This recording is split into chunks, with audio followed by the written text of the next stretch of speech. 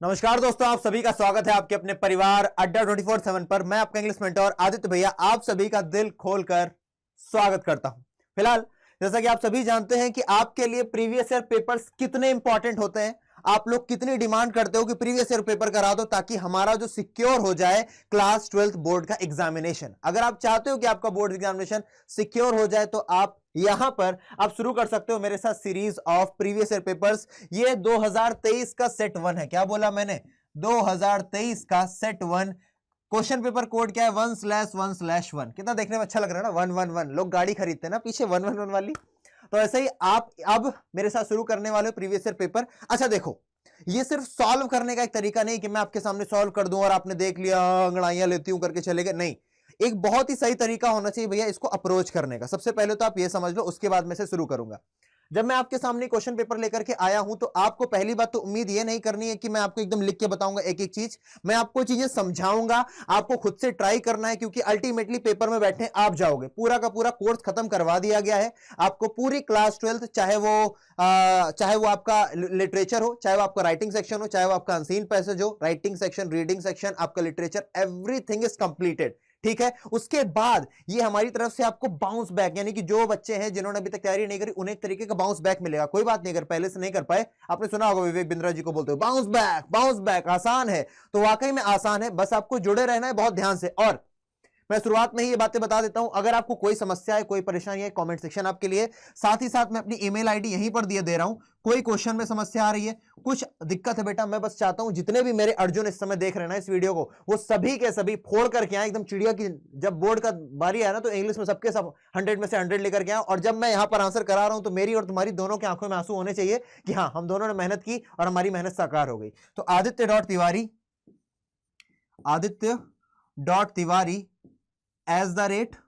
@adda247.com, ठीक है ना। ये मैंने आपको शुरुआत में ही बता दिया, आप लिख करके कहीं रख लो मेरी ईमेल आईडी, ताकि कोई क्वेश्चन हो किसी भी चीज से रिलेटेड आप उससे पूछ सको। कोई बैच लेना है, आपको कोई क्वेश्चन नहीं समझ में आया है, आपको कोई आंसर फ्रेम करने में दिक्कत आ रही, कोई क्वेश्चन बहुत ही टिपिकल लग रहा है, भैया है, ठीक है। चलो फिलहाल जैसा कि आप लोग जानते हो इसमें कितने सेक्शन होते हैं भैया? 3 सेक्शन होते हैं। इस एग्जाम में कितने सेक्शन होते हैं मेरे भाई? इस एग्जाम में होते हैं 3 सेक्शन। कितने? 3। अब उन तीनों सेक्शन के बारे में पहले तो बात कर लेते हैं। कौन कौन से सेक्शन होते हैं पढ़ते हैं यहां पर। जब यहां पर पढ़ोगे तो आपको खुद ही आइडिया लग जाएगा। आइए तो पहले एक बार पढ़ लेते हैं। ये सब तो ज्ञान की बातें लिखी हैं, आप यहां से पढ़ना शुरू करो। 3 घंटे का भैया पेपर होने वाला है। जनरल इंस्ट्रक्शंस पढ़ना बहुत जरूरी है। आइए जनरल इंस्ट्रक्शंस पढ़ते हैं। Read the following instructions very carefully, ठीक है। द क्वेश्चन पेपर है 13 क्वेश्चंस, ठीक है भाई, 13 क्वेश्चन है। ऑल क्वेश्चंस आर कंपलसरी, सारे के सारे करने हैं। ये 3 सेक्शंस में बांटा गया है पेपर। किन सेक्शंस में? आप सभी जानते हो, सेक्शन ए होता है हमारा रीडिंग स्किल्स, सेक्शन बी होता है हमारा क्रिएटिव राइटिंग स्किल्स और सेक्शन सी होता है हमारा लिटरेचर। तो फिलहाल आज जिससे मैं शुरू करूंगा इस पेपर को वो होगा लिटरेचर। उसके बाद मैं आऊंगा सेक्शन ए पर और उसके बाद मैं आऊंगा सेक्शन बी पर। क्या मैंने बताया? मैं पहले आऊंगा सेक्शन सी पर, फिर आऊंगा सेक्शन ए पर, फिर आऊंगा सेक्शन बी पर। और आप भी चाहो तो यही तरीका अपना सकते हो, सी ए बी या फिर सी बी ए। यानी कि मैं आप सभी को सलाह यही दूंगा कि आप लोग लिटरेचर से शुरुआत करो। कारण क्या है बेटा? लिटरेचर कंटेन करती है 40 मार्क्स। लिटरेचर कितना कंटेन करती है? 40 मार्क्स। रीडिंग स्किल कंटेन करता है बेटा 22 मार्क्स और आपका क्रिएटिव राइटिंग स्किल कंटेन करता है बेटा 18 मार्क्स। तो क्यों ना उस चीज से शुरुआत की जाए जो सबसे ज्यादा पेपर में वेटेज रखती है। 40 मार्क्स आपकी मुट्ठी में आसानी से हो सकते हैं क्योंकि आपने पढ़ करके आए हो। रीडिंग स्किल्स में आपको कोई नया पैसेज मिलेगा, टाइम लग सकता है। क्रिएटिव राइटिंग स्किल में हालांकि आपको खाका तैयार होगा, क्या फॉर्मेट होने वाला, किस तरीके से आपको लिखना है, वो भी दिक्कत नहीं करेगा। तो आपको ए सेक्शन को या तो लास्ट में लो या तो बीच में लो, लेकिन आपको शुरुआत सेक्शन सी से करनी है। ये मेरा मानना है। जब मैं पेपर देता तो मैं इसी तरीके से देता। बाकी आपकी अगर अपनी क्या बोलते हैं यूनिक अप्रोच है तो आप उसी के साथ जाइए, अगर आपकी अप्रोच आपके लिए काम कर रही है, ठीक है जी।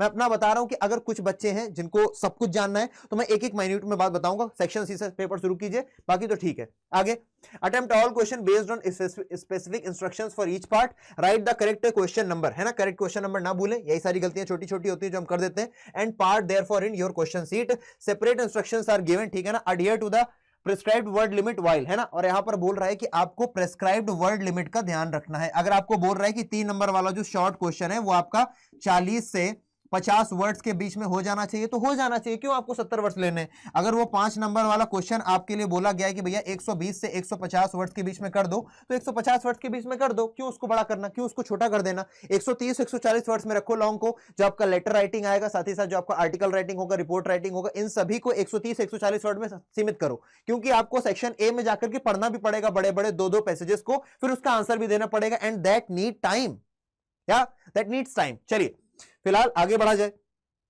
और कोई समस्या है आप पूछ सकते हो, कमेंट सेक्शन आपके लिए खुला है। जैसा कि मैंने बोला, पहले मैं सेक्शन ए नहीं करूंगा, सेक्शन सी करूंगा, फिर मैं सेक्शन ए पर आऊंगा। तो सबसे पहले चलते हैं हम लोग सेक्शन सी पर। आइए, सेक्शन सी हमसे क्या बोल रहा है? बढ़िया बढ़िया क्वेश्चन यहां पर आपसे पूछे गए, पर फिलहाल पूछने दो उनको, अपन सेक्शन सी पर चलते हैं दौड़ते हुए। और आई थिंक सेक्शन सी हमारा प्यार मोहब्बतों के साथ आ चुका है। चलिए चैप्टर का नाम जानेंगे। देखो सेक्शन सी आते ही आते तुमको क्या पता चला? सेक्शन सी की पहले मुहूर्त देख लेते हैं। देखो सेक्शन सी 40 मार्क्स का है। कितने मार्क्स का है? 40 मार्क्स का है।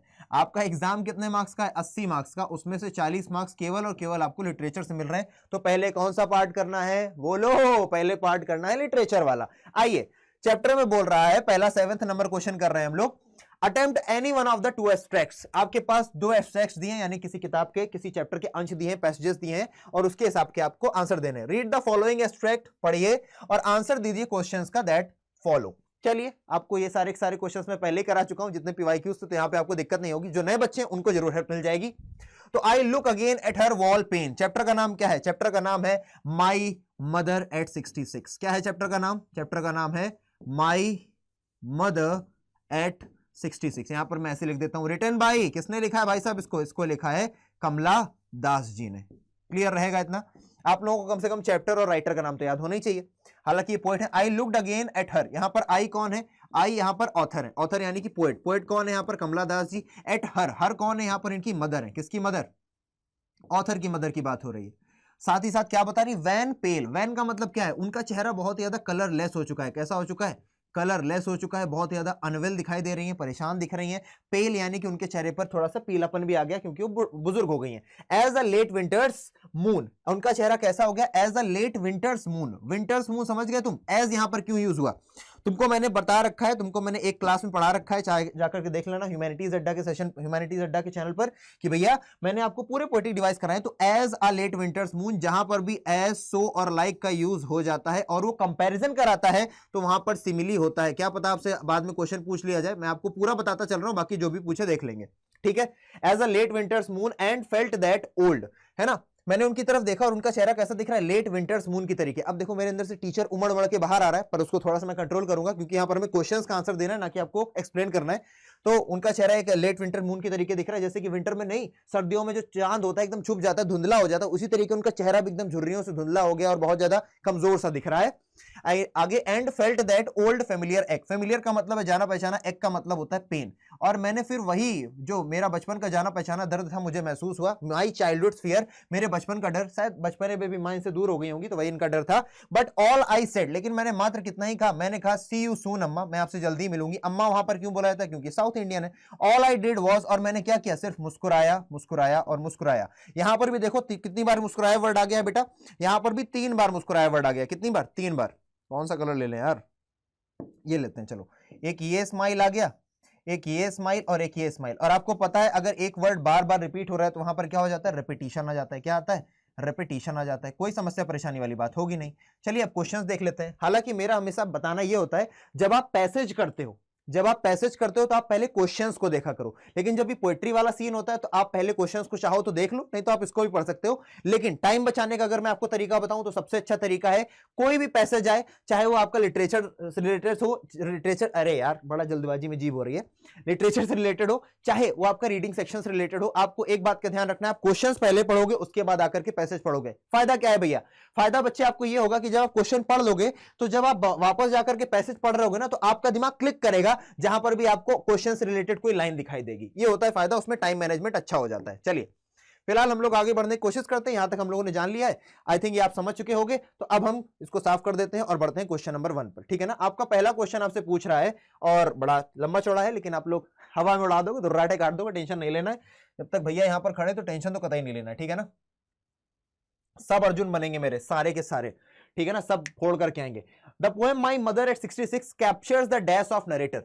नरेटर का क्या कैप्चर कर रही है? हैप्पीनेस, वो हैप्पी है क्या इस चैप्टर में? क्या वो फियर, क्या वो डरी हुई है? क्या वो डिसमे यानी कि थोड़ा सा उसके अंदर डर का भाव है, एंग्जाइटी है? तो बेटा देखो, हैप्पीनेस तो कतई नहीं है, ऑप्शन नंबर ए तो तुम दूर दूर से हटा दो बेटा। एंग्जाइटी और फियर, फियर मेरे को ठीक लग रहा है, ठीक है ना, डरती है कि मेरी मम्मी से मेरी मम्मी मुझसे दूर हो जाएंगे ना, क्योंकि वो बुजुर्ग हो गई, उसको नहीं पता है कब तक वो उसके साथ रहेंगी, ठीक है ना। और साथ ही साथ एंग्जाइटी भी यहाँ पर ठीक है, हालांकि 3 भी ठीक है। डिस्मे का मतलब क्या होता है? थोड़ा सा ग्लूमी रहना, है ना, खराब फील करना। तो या तो 2 3 4 सारे के सारे ऑप्शन, ऑप्शन नंबर ए बिल्कुल नहीं हो सकता, काट दो।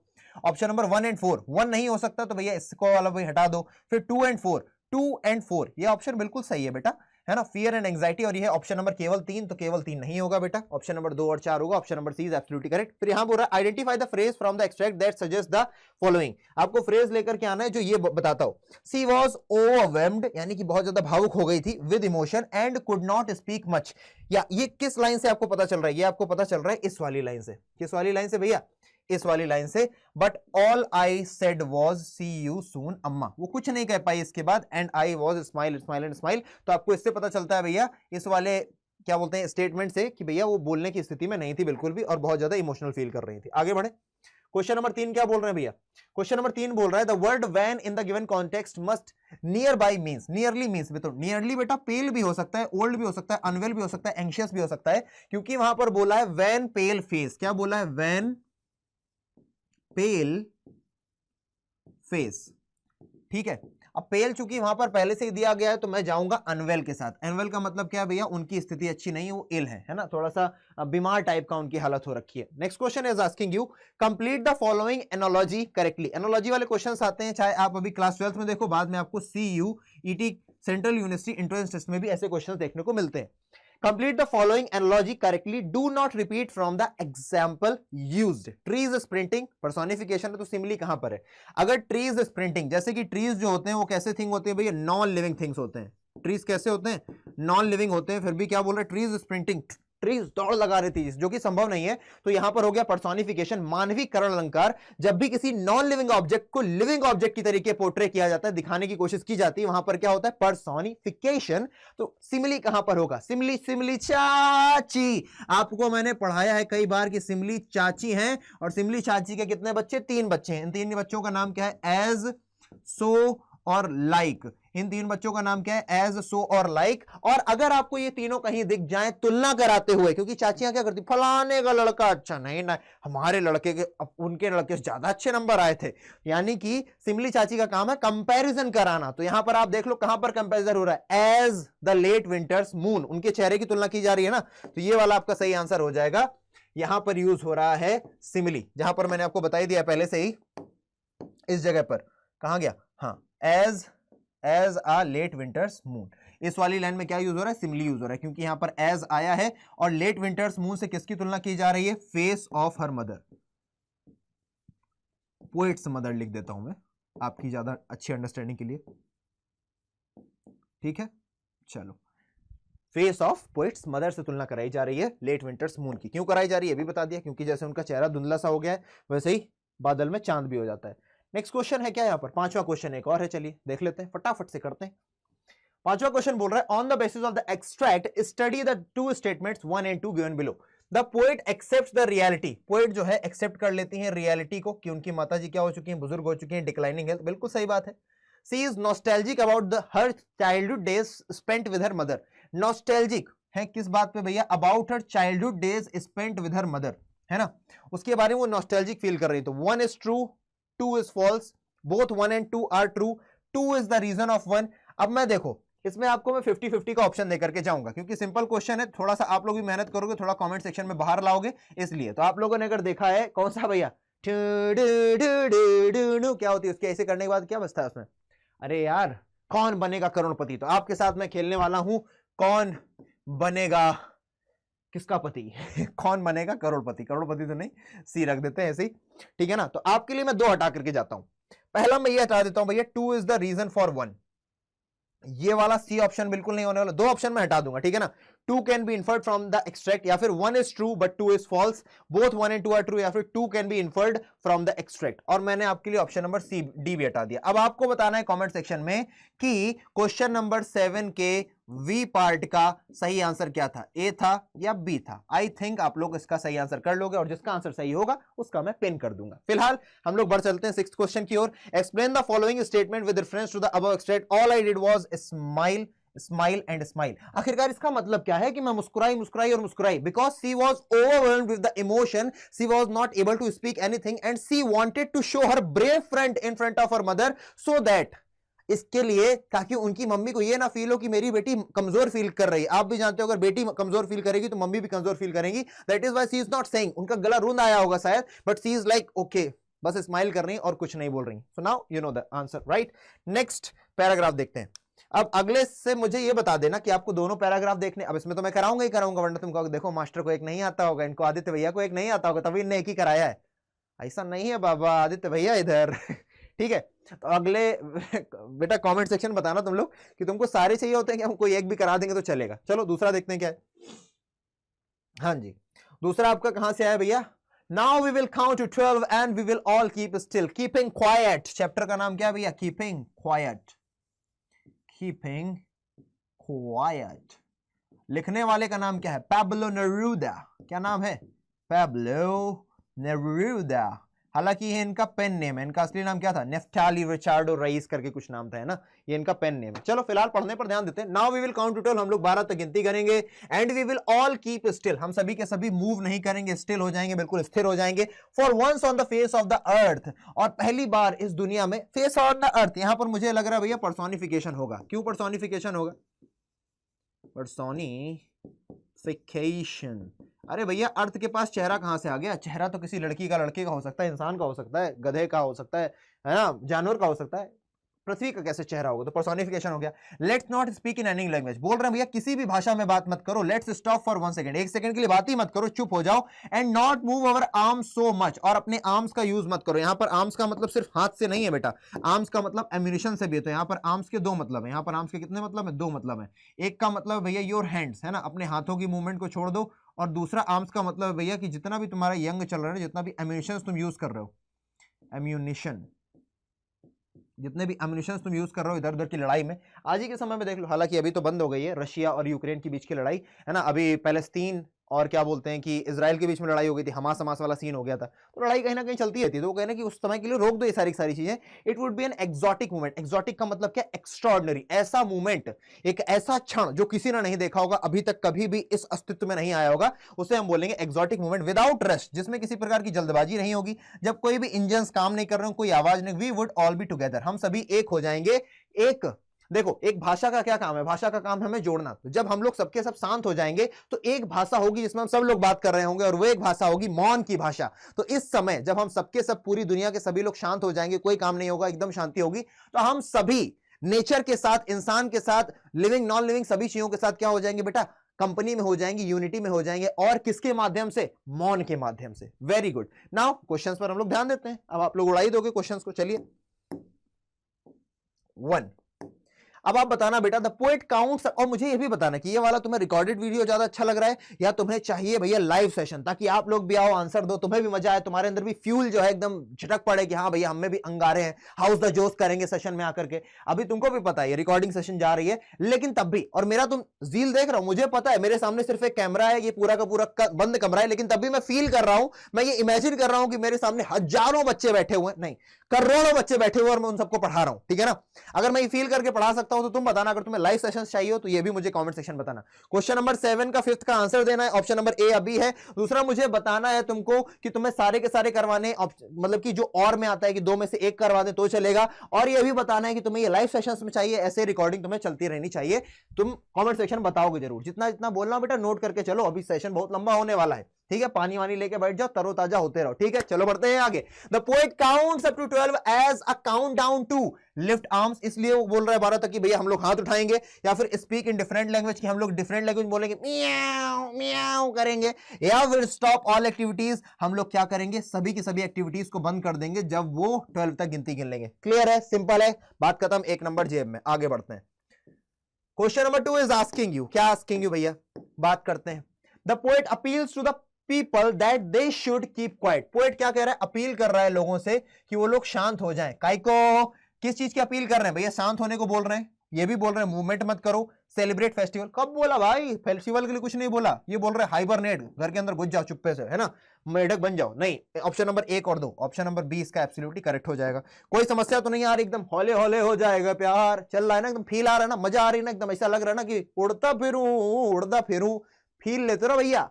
पानी अपने पास रखो, कमर सीधी रखना, और कोई लेट करके अगर वीडियो देख रहा है बेटा, कैमरे के अंदर हाथ डाल के तुमको निकाल लेंगे और 2 लपड़ लगाएंगे, समझे? तो लेट करके नहीं देखना है वीडियो को बेटा, बैठ करके देखना है पूरा फील के साथ। चलिए क्वेश्चन नंबर 3, क्या बोलती पब्लिक? क्वेश्चन नंबर 3 क्या जानना चाहता हमसे? Choose the option that displays यानी कि दैट शोज, क्या shows Baba? That shows the same poetic device. Poetic device पूछ लिया रे बाबा, जिसको पोएटिक डिवाइस में दिक्कत है, जिसको भी पोएटिक डिवाइस में दिक्कत है, ह्यूमैनिटीज अड्डा पर जाने का, प्लेलिस्ट में जाने का, भैया की पोएटिक डिवाइस देखने का, सीयूईटी से लेकर के क्लैट से लेकर के क्लास 12 इन सब में, क्लास 11 तक में भाई साहब पोएटिक डिवाइस का तुम्हारा डर दूर दूर दूर दूर दूर तक खत्म हो जाएगा। आइए बढ़ते हैं आगे। किस वाली लाइन का भैया? As used third line. अरे बता देते थर्ड लाइन क्या है, तो हम ना देख लेते जाकर के सीधे यहीं पे। थर्ड लाइन आ जाओ बाबा। थर्ड लाइन क्या बोल रही? थर्ड लाइन बोल रही है, थर्ड लाइन बोल रही for once on the face of the earth. Personification भैया, क्यों है यहां पर पर्सोनिफिकेशन? बच्चा अर्थ, नन्हा मुन्हा राही हूं, ओ माय गुडनेस, ये जो आपकी अर्थ है, अब इसको मैंने बोल दिया अर्थ। अभी अर्थ कोई जीवित चीज तो है नहीं, ये तो नॉन लिविंग है। वो बात अलग है कि हम लोग इसकी पूजा करते हैं, धरती हमारी माता है, ठीक है ना, नॉन लिविंग है। और नॉन लिविंग का चेहरा कैसे हो सकता है ना? चेहरा कैसे हो सकता है? चेहरा तो हमारा हो सकता है, तुम्हारा हो सकता है, तो इसका चेहरा नहीं हो सकता। इसका मतलब ये पर्सोनिफिकेशन, नॉन लिविंग थिंग को लिविंग थिंग दिखाने की कोशिश की गई। तो देख लो जाकर के, जो भी पर्सोनिफिकेशन का उदाहरण मिले, बस गप्पे से तुम्हारा आंसर आ जाएगा। ये तो तुम ही बता दोगे। चलो बताओ, चूज द ऑप्शन। देख लो भैया पर्सोनिफिकेशन किसमें है भैया? Lightning danced across the sky. Lightning यानी कि बिजली नचुक नचुक नचुक कर रही थी स्काई में। क्या ऐसा हो सकता है? वो कोई लड़की है क्या कि हाँ इसे इसे करके तुमको बैली डांस दिखाएगी? नहीं है रे बाबा। अब ये वाला डांस उसका है यार, ऋतिक रोशन का। ऐसे करके नहीं नाचता, इसे करके भाई हमसे नहीं हो रहा है, वही कर लेते हैं भैया। वो है, हम हैं। तो यहां पर सही आंसर पहला ही हो जाएगा, lightning danced across the sky. कोई समस्या परेशानी है तो बेटा पूछ लेना। मैं बस चाहता हूं कि फन लविंग होना चाहिए सेशन, तभी थोड़ा सा मैं मजे भी ले रहा हूं, तुमको पढ़ा भी रहा हूं, तुमको पता लगना चाहिए कि बेटा तुम पेपर में बैठ के भी इतना ही हंसी खुशी से पेपर दे सकते हो। वो बात अलग है, बाकी लोग तुमसे कहेंगे कि बाहर जाओ, और तुम्हें मजा आएगी यार बाहर जाकर के पेपर देना आराम से। चलो ग्रीडी गुड डूअर्स में भी देख लो, यहां पर जी आ गया, यहां पर जी आ गया। जब कोई वोवेल नहीं, वो तो एजोनेंस हो जाता है। जब कोई कॉन्सोनेंट बार बार रिपीट हो तो वहां पर क्या होता है? वहां पर होता है अलिट्रेशन। हटा दो। Children spilling out of their home flights like cats and dog. Fights like, यहां पर लाइक आ गया, तुलना कराई जा रही है, तो बाबा क्या बोलोगे? तुमको बोलना पड़ेगा, यहां पर सिमिली है। तो ऑप्शन नंबर 3 में क्या है मेरे बापू, मेरे बउआ? बापू क्यों बोलेंगे? सिमिली। और पहले वाले में क्या है? एलिट्रेशन। क्या है? एलिट्रेशन। सीखते रहो, अगले पेपर को एलिट्रेशन को उदाहरण है तो खुद बता देना, हमें ना बताना पड़े, ठीक है ना। और पहले वाले में पर्सोनिफिकेशन। बहुत तेजी से आगे बढ़ जाओ। चलो बोल रहा है the benefits of keeping quiet. भैया शांत रहने के फायदे बताओ। हार्मनी बिल्कुल सही, हम लोग शांति को प्राप्त होंगे। नॉन वायलेंस बिल्कुल सही बात है, कोई दंगा फसाद नहीं होगा। ब्रदरहुड बिल्कुल होगा। मेडिटेशन, अरे अरे बाबा 1 2 3 4, ऑप्शन नंबर डी बोलती पब्लिक। बहुत सिंपल, बहुत सिंपल। नेक्स्ट क्वेश्चन देखते हैं। क्वेश्चन नंबर 5 और 6 क्या जानना चाहते हैं? पहले 6 देख लेते हैं। The word exotic in the extract. Exotic का मतलब क्या? एक्सोटिक का मतलब भाई साहब extra ordinary, extra ordinary, which is you know दुनिया जहान में एक बार होता हो। तो भैया unique is the right option. जो यूनिक है, अपने आप में एकदम मैं क्या बोलूं, पेक्यूलियर है। जो अपने आप में क्या है बेटा? पेक्यूलियर है। मैं पेक्यूलियर भी लिख सकता हूं, क्या पता अगली बार आए पेक्यूलियर। स्पेलिंग गलत हो गई, हमको याद ही नहीं आ रही। पेक्यूलियर हो गई सही। कह रही अंग्रेजी का मास्टर है, पेक्यूलियर की स्पेलिंग नहीं बता रहे। ठीक है, होता है। लग्जरियस महंगा, रिच महंगा, इल्यूसिव, ठीक है, पता है। चिल करते। एक क्वेश्चन बच गया। Complete the statement with reference to the extract. The poet suggest we will all be together when we all keep, we all क्या बोल रहे हैं भैया? ऊपर जाकर के हमको भी देखना पड़ेगा क्या? तुमको भी दिखाना पड़ेगा, खुद को भी दिखाना पड़ेगा। भैया कब होगा? When we all keep still. खत्म। अरे यहां पे लिख दो ना, when we all keep still, यही है। व्हेन लिखा है वहां तक, यहां पर we all keep still, will मत लगाना। When we all keep still, when we all keep still, that's it. या फिर when we all keep silent, वो भी सही हो जाएगा। ठीक है, बढ़ जाते हैं आगे। 1 मिनट, इसको ऊपर जाना चाहिए, मेरे को चाहिए ऊपर, बस आगे बढ़ जाए भैया। तो यहां पर आपके 2 एक्सट्रैक्ट खत्म हो गए हैं बहुत तेजी में। आगे बढ़ चलते हैं। चलो अब यहां पर आ गया ये कौन सा चैप्टर देख लिया जाएगा। अब पहले क्वेश्चन पढ़ूंगा मैं, ठीक है ना। मेरा तरीका अब अपनाना शुरू करता हूं मैं, क्योंकि ये पढ़ने वाले काम आ गए, ठीक है। बोल रहा है भैया who is the speaker who is speaking to, यहां पे पूछ रहा है भैया स्पीकर क्या होता है। स्पीकर का मतलब वक्ता, स्पीकर का मतलब क्या हो गया, अरे यार बाबा, स्पीकर का मतलब हो गया वक्ता कौन है, कौन बोल रहा है, और स्पीकिंग टू किससे बोल रहा है, यानी कि सुनने वाला कौन है, सुनने वाले को हम लोग बोलते हैं श्रोतागण। श्रोतागण देवियों और सज्जनों, ठीक है ना। तो वक्ता कौन है, श्रोतागण, और सीक्वेंस याद रखना, ठीक है ना। चलो अगला क्वेश्चन देखते हैं बाबू। बाबू अगला क्वेश्चन देखते हैं। सिलेक्ट द ऑप्शन, दिख रहा है और बड़ा कर दे, वैसे दिख रहा होगा अभी तक। Select the option that best describes the speaker in the above extract. भैया आपको बताना है जो भी स्पीकर हैं, जो भी स्पीकर हैं वो उनके बारे में क्या, above extract. Select the option best describe, भैया वो मार्जिनलाइज्ड है, प्रैक्टिकल है, आइडियलिस्टिक है, क्यूरियस है, एग्रेसिव है। सारे सिंपल वर्ड्स हैं, कोई नहीं कहेगा मतलब बताओ, ठीक है ना। चलो कंप्लीट द फॉलोइंग स्टेटमेंट। भैया the treatment meted out to the community was, देख लिया जाएगा, कम्युनिटी का मतलब संप्रदाय बाबा। Next question, what of which of the following, not what, which of the following summarizes the author's opinion about study? So childhood should be spent in experimental learning. Studying is better than playing. Studying is essential to the nation's development. Studying leads to social reforms and progress. Okay, now come to the passage. Passage पढ़ने के बाद हम लोग दुर्राड़े काट देंगे। चलिए फटाफट से पढ़ते हैं पैसेज को, थोड़ा सा बड़ा कर देते हैं पैसेज को। आइए ले लेते हैं पर्पल। हाँ जी, because we are born into this community, we are never given any honor, कोई इज्जत नहीं मिलेगी, कोई डिग्निटी नहीं मिलेगी, सब इज्जत की श्रेणी में। We are stripped of का मतलब we are deprived of, हमें दूर रखा जाता है इज्जत से, डिग्निटी से, ऑनर से। But if we study, लेकिन अगर हम शिक्षा दीक्षा करते हैं, पढ़ाई करते हैं, प्रोग्रेस करते हैं, we can throw away, तो हम दूर भगा सकते हैं इनडिग्निटीज को, यानी कि अपनी ह्यूमिलिएशंस को, अपनी शर्मसारता को। So study with care, इसलिए मन लगा करके पढ़ो। Learn all you can, जितना सीख सकते हो सीखो। If you are always ahead in your lessons, अगर तुम हमेशा अपने लेसन्स में आगे रहोगे यार होगी, people will come to you of their own accord, है ना, अपनी मर्जी से आएंगे खुद तुमसे दोस्ती करने, and attach themselves to you, work hard and learn। अगर तुमने चैप्टर नहीं पढ़ा है मन से तो बेटा रोते रह जाओगे लेकिन आंसर नहीं पाओगे। ये आपकी जो किताब है विस्टाज, आपकी जो किताब है विस्टाज का जो लास्ट चैप्टर है, memories of childhood, memories of childhood. और इसमें भी भाई साहब दो स्टोरीज हैं, जिसमें पहली स्टोरी लिखी है ज़िटकाला सा ने, जिसका नाम है cutting of my long hairs, and जो दूसरी स्टोरी है written by Bama, we are humans too, we too are humans. तो ये उसी वाले स्ट्रेट का है भैया। यहां पर बामा के जो बड़े भाई हैं, अप्पा, अन्ना जो है, बड़े भाई को क्या बोलते हैं, अन्ना, अन्ना, अन्नी बड़े, अन्ना किससे बोल रहे हैं भैया, अन्ना बोल रहे हैं। सुनने वाली कौन है, बामा है हमारी, हमारी कौन है, बामा। तो कौन है, अन्ना बोले, बामा सुने। ऑप्शन नंबर डी, रक चका रक चका रक चका रक चका ten ten ten ten ten ten. Feeling आती है ना गुरु, एक्चुअली अब 12th नहीं है लेकिन तब भी जब सही आंसर दो ना तो फीलिंग आती है, यस सही कर दिया है बाबा। यही वाली फीलिंग लेकर के चलना भाई, बहुत अच्छा लगेगा पेपर देते समय। लोग कहते हैं भैया डर लगता है, पसीना छूट जाता है, अरे कुछ नहीं छूटेगा रे, मजे मजे में चिल होकर के। पानी जरूरी है, पानी, पानी बहुत जरूरी है। अभी मेरे पास है नहीं, लेके आते हैं अपन, पानी बहुत जरूरी है, ठीक है ना। पानी लेकर के बैठो और दुर्राडे गाड़ो। चलो देखते हैं भैया, ऑप्शन में स्पीकर के बारे में पूछ रहे, स्पीकर कैसन बा, स्पीकर यानी कि अन्ना बाबा के बारे में बात हो रही है। अन्ना कैसे हैं भैया, मार्जिनलाइज्ड हैं बिल्कुल यार, जितने भी लोअर कास्ट के लोग हैं वो सभी लोग क्या हैं भैया, मार्जिनलाइज। इस चैप्टर में ये मार्जिनलाइज तो है ही, मार्जिनलाइज यानी कि लोअर कास्ट के, तो ऑप्शन नंबर 1 ठीक है।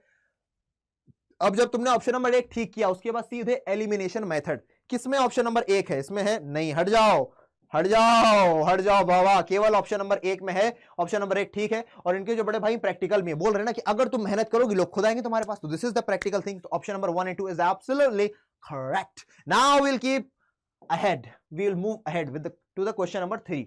3 बाद में देखेंगे, 4 पहले देखेंगे। चलो देख लेते हैं। बोल रहे हैं विच of the following summarises the author's opinion about study. Author यानी कि बामा, ऑथर यानी कि बामा चढ़दा ओ बामा। अबाउट कहां है बे, ऑथर, ऑथर इधर है, हाँ ठीक है। बामा, बामा का क्या टेक है, उनका क्या ओपिनियन है अबाउट स्टडी, पढ़ाई को लेकर के। Childhood should be spent in experiential learning, नहीं यार ऐसा कुछ उन्होंने नहीं कहा है। क्यों नहीं कहा है, अब चैप्टर नहीं पढ़ा है पर तब भी तुम थोड़ा सा याद करो। वो खुद भैया मजे करती फिरती थी, तो उनको नहीं लगता है कि बचपन में सिर्फ पढ़ाई की जानी चाहिए। Studying is better than playing, ऐसा भी नहीं, वो खुद खेलती कूदती रहती थी, तो ये भी गलत हो गया। Studying is essential to the nation development, बात अच्छी है लेकिन चैप्टर से रिलेटेड नहीं है, तो भैया भावुकता में ना बहें और चैप्टर से रिलेटेड आंसर दें। ऑप्शन नंबर डी बचता है। Studying leads to social reforms, social reforms आ गया, यानी कि मार्जिनलाइज्ड है, लोअर कम्युनिटीज हैं। आपको पता है कि ये चैप्टर ही दो ऑटोबायोग्राफीज पर बेस्ड, एक जिटकाला सा की और दूसरी बामा की। ये दोनों के दोनों मार्जिनलाइज्ड हैं, एक रेशियल क्या बोलते हैं कि बायसनेस का शिकार है और दूसरा अनटचेबिलिटी का। तो ये अनटचेबिलिटी का शिकार थी बामा का परिवार और बामा की स्ट्रीट वाले लोग। फिलहाल क्वेश्चन नंबर 3 को देख लेते हैं। कंप्लीट द फॉलोइंग फलाना फलाना फलाना, ठीक है, फलाना यानी कि स्टेटमेंट, ठीक है। The treatment noted out, sorry the treatment meted out to the community was, इनके साथ किस तरीके का भैया वो होता था ट्रीटमेंट? तो भैया इनके साथ ट्रीटमेंट होता था भैया डिसऑनर का, है ना, और क्या बोलते हैं, इनको ऑनर नहीं मिलता था, डिसरिस्पेक्ट का। तो भाई वही बता देना। यहां पर आपका हो गया, आगे बढ़ चले। हमको तो साथी आगे बढ़ना है। चलो क्वेश्चन पढ़ते हैं।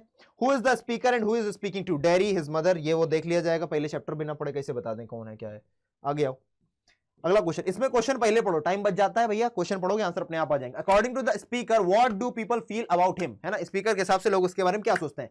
People are empathetic towards him, यानी कि उसको लेकर के सहानुभूति फील करते हैं। People are repulsed by his appearance, उसको देखकर के लोग रिपल्सिव हो जाते हैं, दूर जाओ अपन को तुम्हारे पास नहीं आना रे बाबा।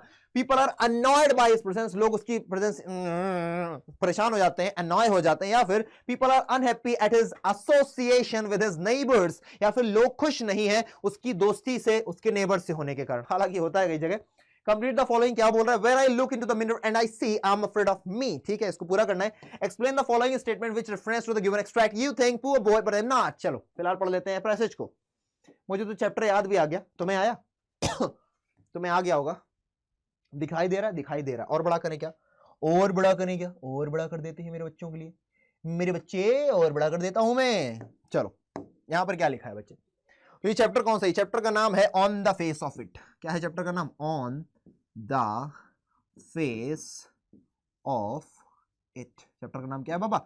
On the face of it. जिसमें भैया दो लोग थे। प्रोटैगोनिस्ट कौन था इसका? इसका प्रोटैगोनिस्ट था डेरी, है ना, डेरी, जिसका असली नाम था डेरेक, और एक और थे यहाँ पर मिस्टर लैम्ब, मिस्टर लैम्ब, ठीक है। चलो इसको लोग बोलते थे लैम्बी लैम्ब, क्योंकि उनकी पैर टांग जो थी टूटी हुई थी। चलो you think here is the boy, यहां पर कौन बोल रहा है? ये बोलने वाला खुद है अपना बच्चा, अपना प्यारा सा डेरी। कौन है भैया? डेरी बोल रहा है कि आपको लग रहा है यहां पर एक लड़का है। यू लुक एट मी, आप लोग मेरी तरफ देखते हैं, then you see my face, और फिर लोग मेरा चेहरा देखते हैं, फिर सोचते हैं कितना गंदा है, कितना टेरिबल, कितना अजीब चेहरा है। दैट्स द अगलीस्ट थिंग, और ये सबसे बदसूरत चीज है। I ever saw you think, फिर लोग सोचते हैं कि कितना बेचारा है ये। आई एम नॉट, मैं बेचारा नहीं हूं। I am not poor. तो यहां पर पुअर का मतलब गरीब से नहीं है, मतलब कि उसको दूसरा क्वेश्चन पूछा गया, ये बता रहे हैं, मतलब उसको सिंपैथी नहीं चाहिए। लोग उसको सिंपैथी देते हैं, अरे यार कितना बुरा चेहरा हो गया। अरे जिंदा है भाई वो, उसके हाथ पर काम कर रहे हैं, जो बनना चाहेगा बन जाएगा, चेहरा ही तो जला है, दैट्स इट। आगे, but I am not poor, underneath you are afraid, और लोग मुझसे डर रहे होते हैं। एनीबॉडी वुड बी, कोई भी डरेगा। Even I am when I look the mirror and I see it, और दूसरे में बोल रहे हैं ना भैया कि when I look into the mirror I afraid. तो भैया वो अफ्रेड क्यों फील करता? Because of the scars on his face, क्योंकि उसका जला हुआ चेहरा है ना, बर्न्ड फेस देखने के बाद उसको डर लगता है अपना चेहरा देख के। तो ये भी हो गया। केवल अब ये वाले क्वेश्चंस बचे अपने पास, कौन वाले? ये ऑप्शन वाले। चलो देख लेते हैं। Who is the speaker? बोलने वाला डेरी है, ठीक है, लेकिन मम्मी सुन नहीं रही। बोलने वाला डेरी है लेकिन सुनने वाला mister Lamb. Option number B बिल्कुल सही, कोई समस्या कोई परेशानी नहीं है। बढ़ जाते हैं क्वेश्चन नंबर 2 की ओर। Question number 2, according to the speaker what do people feel about him? लोग उसके बारे में क्या सोचते हैं? इंपैथेटिक नहीं है, रिपल्सिव है ना, लोग उसको देख करके रिपल्स करते हैं, दूर भागते हैं ना, प्रतिकर्षित करते हैं, है ना। आकर्षित यानी कि पास आना, प्रतिकर्षित यानी कि दूर भागना एक दूसरे से। तो option number B is absolutely correct. ये मैंने तुमको समझाई दिया ऑप्शन, क्वेश्चन नंबर 3 और 4। फिलहाल और नीचे आ जाते हैं, और बड़ा सा मिल गया। The makeup department was first headed, आहा, चैप्टर का नाम poets and pancakes, written by Ashoka Mitran. Remember or not? अगर याद आया तो कमेंट सेक्शन में बताना कि भैया मजा आ रही है कमेंट पढ़ने में। अगर पढ़ने में मजा आ रही है तो मेरे को पता लगना चाहिए, ठीक है ना, अपन को पता लगना बहुत जरूरी। फिलहाल अपन देखते हैं, इसको नहीं पढ़ेंगे, पहले अपन क्वेश्चंस पढ़ेंगे। क्वेश्चन पहले पढ़ना जरूरी है बाबा।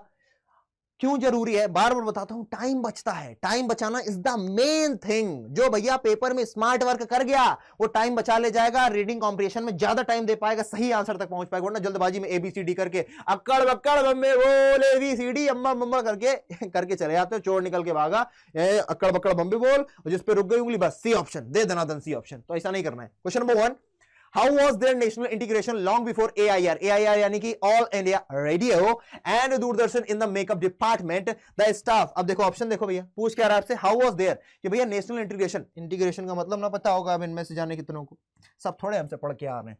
इंटीग्रेशन का मतलब हुआ था यूनिटी मेरे बाबू, यूनिटी। बोलते हैं ना, India is a nation where unity prevails in the diversity, यानी कि अनेकता में भी हम लोग एक हैं, हिंदू मुस्लिम सिख ईसाई सारे मिलकर भाई भाई। ठीक है, आगे बढ़ जाओ। वो वाला नहीं बोलते, हिंदी चीनी भाई भाई। ठीक है, the staff consisted of Bengali, Maharashtrian, Adharwar, Kannadiga and Andhra, Madras Indian Christian and Anglo-Burmese and Tamils. They recited slogans of national integration. The staff studied makeup techniques of various states. Their clients were from various states. चलो, जब आप पढ़ लोगे तो आपको खुद भी answer आ जाएगा, चिंता मत करो। दूसरा क्वेश्चन पढ़ते हैं। यहां पर एनालॉजी दी हुई है, फ्रंट रेयर रेविशिंग। फ्रंट का उल्टा होता है रेयर, आगे पिछवाड़ा, अगवाड़ा पिछवाड़ा। तो रेविशिंग, रेविशिंग का मतलब बड़ा सुंदर, तो सुंदर का उल्टा हो जाएगा भैया जो भी मिले तुमको, बदसूरत। ठीक है, बदसूरत का इसमें क्या मिलेगा, एक देखेंगे। Select the correct option in the fill in the blanks. The makeup artist could turn dash looking people into dash looking men and women. Ordinary, pleasant, ugly, good, pleasant, ugly, फलाना फलाना फलाना, कोई नहीं, देख लेंगे।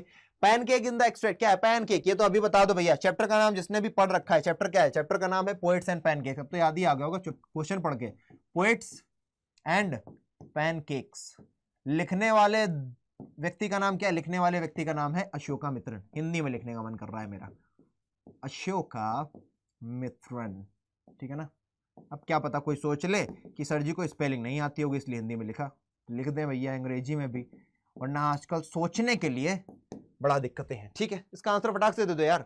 यहां पर पैनकेक्स क्या है, एक्सट्रैक्ट में भैया पैनकेक्स क्या है, ये एक ब्रांड नेम है किसका भैया, एस्थेटिक्स का, है ना, जो सुंदरता के लिए यूज किया जाता है। चलो ये तो क्लियर हो गया, क्वेश्चन नंबर 4 नहीं करना पड़ेगा बाद में। Based on the above extract choose the statement that is true. यहां पर आपको चूज क्या करना है, जो सत्य हो, है ना, सत्य के साथ जाना है। For the makeup department, makeup department के लिए क्या सही, the department exhibited national integration, national integration को दिखा रहा था। The work done by the makeup artist was not appreciated, जो काम करते थे मेकअप डिपार्टमेंट के आर्टिस्ट वो अप्रिशिएट नहीं किया जाता था। The makeup artist were poor paid, उनको पैसा नहीं ना मिलता था। The makeup artist were welcomed by actors. ठीक है, और क्वेश्चन नंबर 6 है वो ब्रिंग आउट द आयरनी। चलो पढ़ते हैं फटाफट से।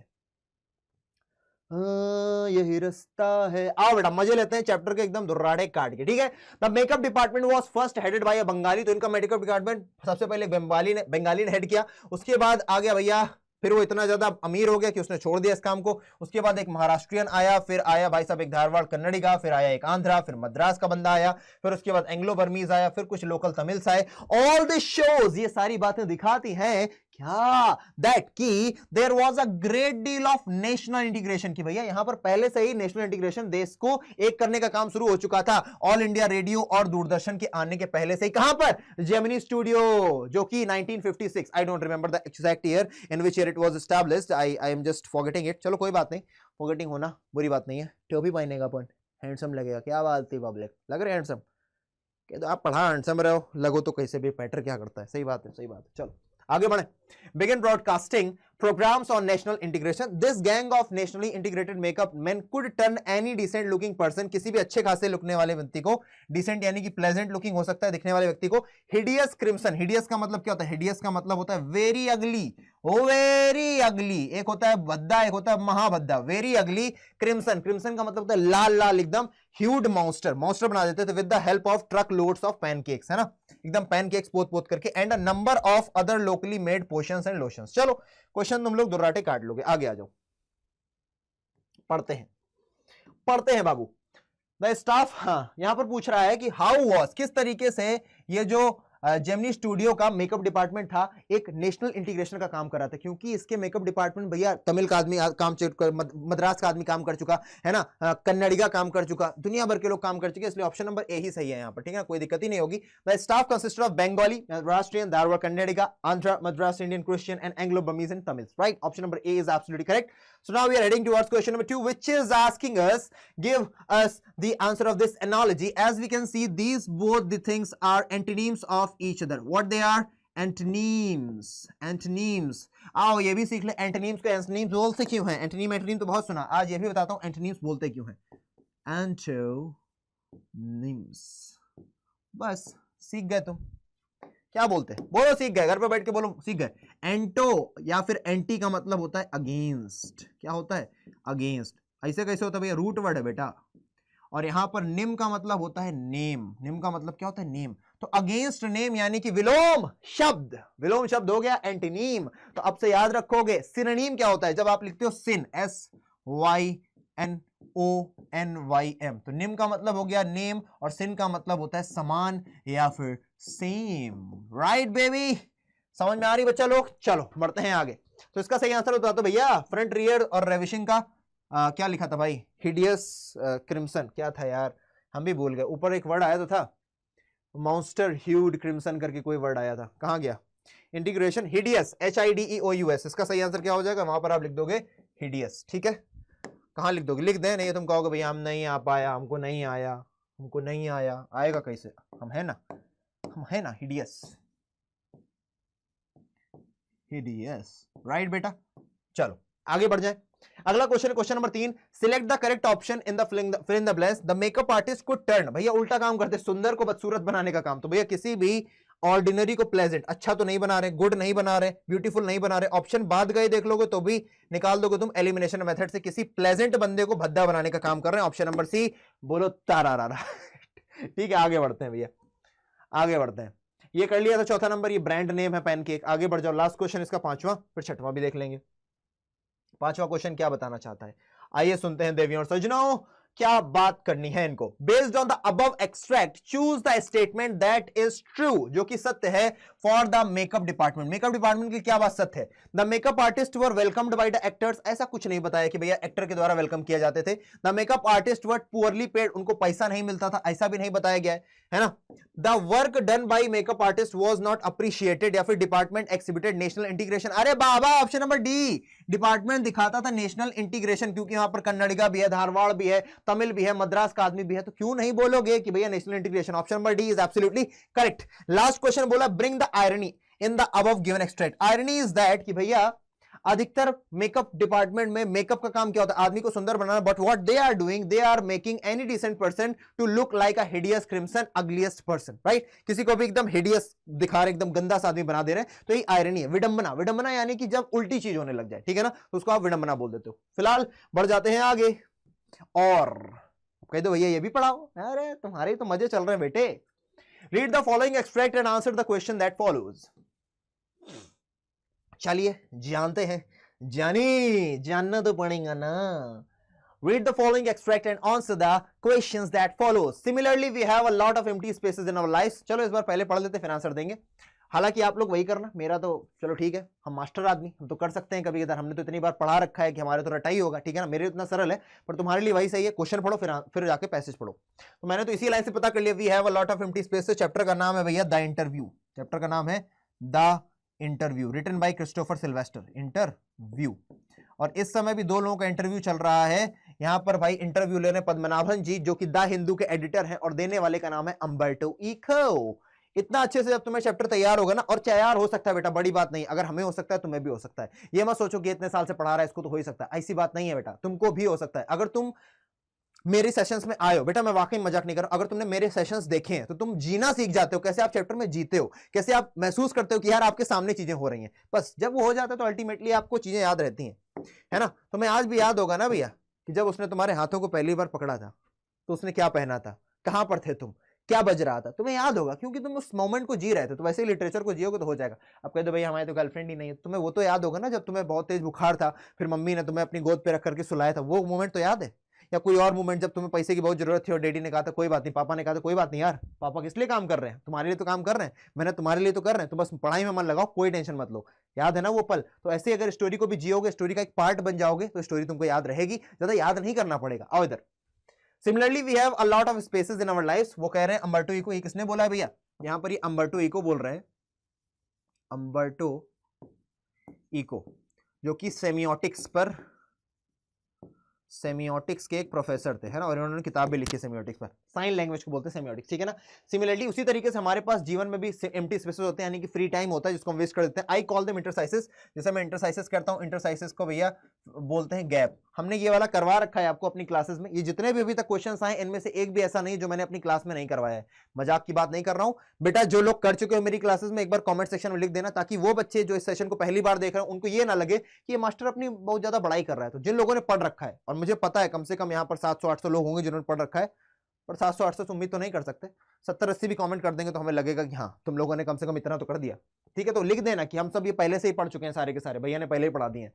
Say you are coming over to my place, मानो है ना, फॉर द एग्जाम्पल तुम मेरे घर आ रहे हो, you are in the elevator, और तुम भैया एलिवेटर लिफ्ट में हो, while you are coming up, जब तुम ऊपर आ रहे हो, I am waiting for you, मैं तुम्हारा इंतजार कर रहा हूं, दिस इज एन इंटरसाइज, ये एक गैप है टाइम में, an empty space, I work in empty spaces, और मैं इन्हीं एम्प्टी स्पेसेस में काम करता हूं। एम्प्टी स्पेस का मतलब है दो एक्टिविटीज के बीच में जो टाइम गैप बच रहा है उसी को क्या बोला जा रहा है, एम्प्टी स्पेस बोला जा रहा है। While waiting for your elevator to come up from the first to the third floor, I have already written an article, है ना, जब तक तुम फर्स्ट फ्लोर से थर्ड फ्लोर तक आओगे तब तक मैं पहले से ही कोई ना कोई एक आर्टिकल लिख चुका होऊंगा। ठीक है, यहां तक सभी को क्लियर है। चलो अब क्वेश्चंस देख लेते हैं बाबा।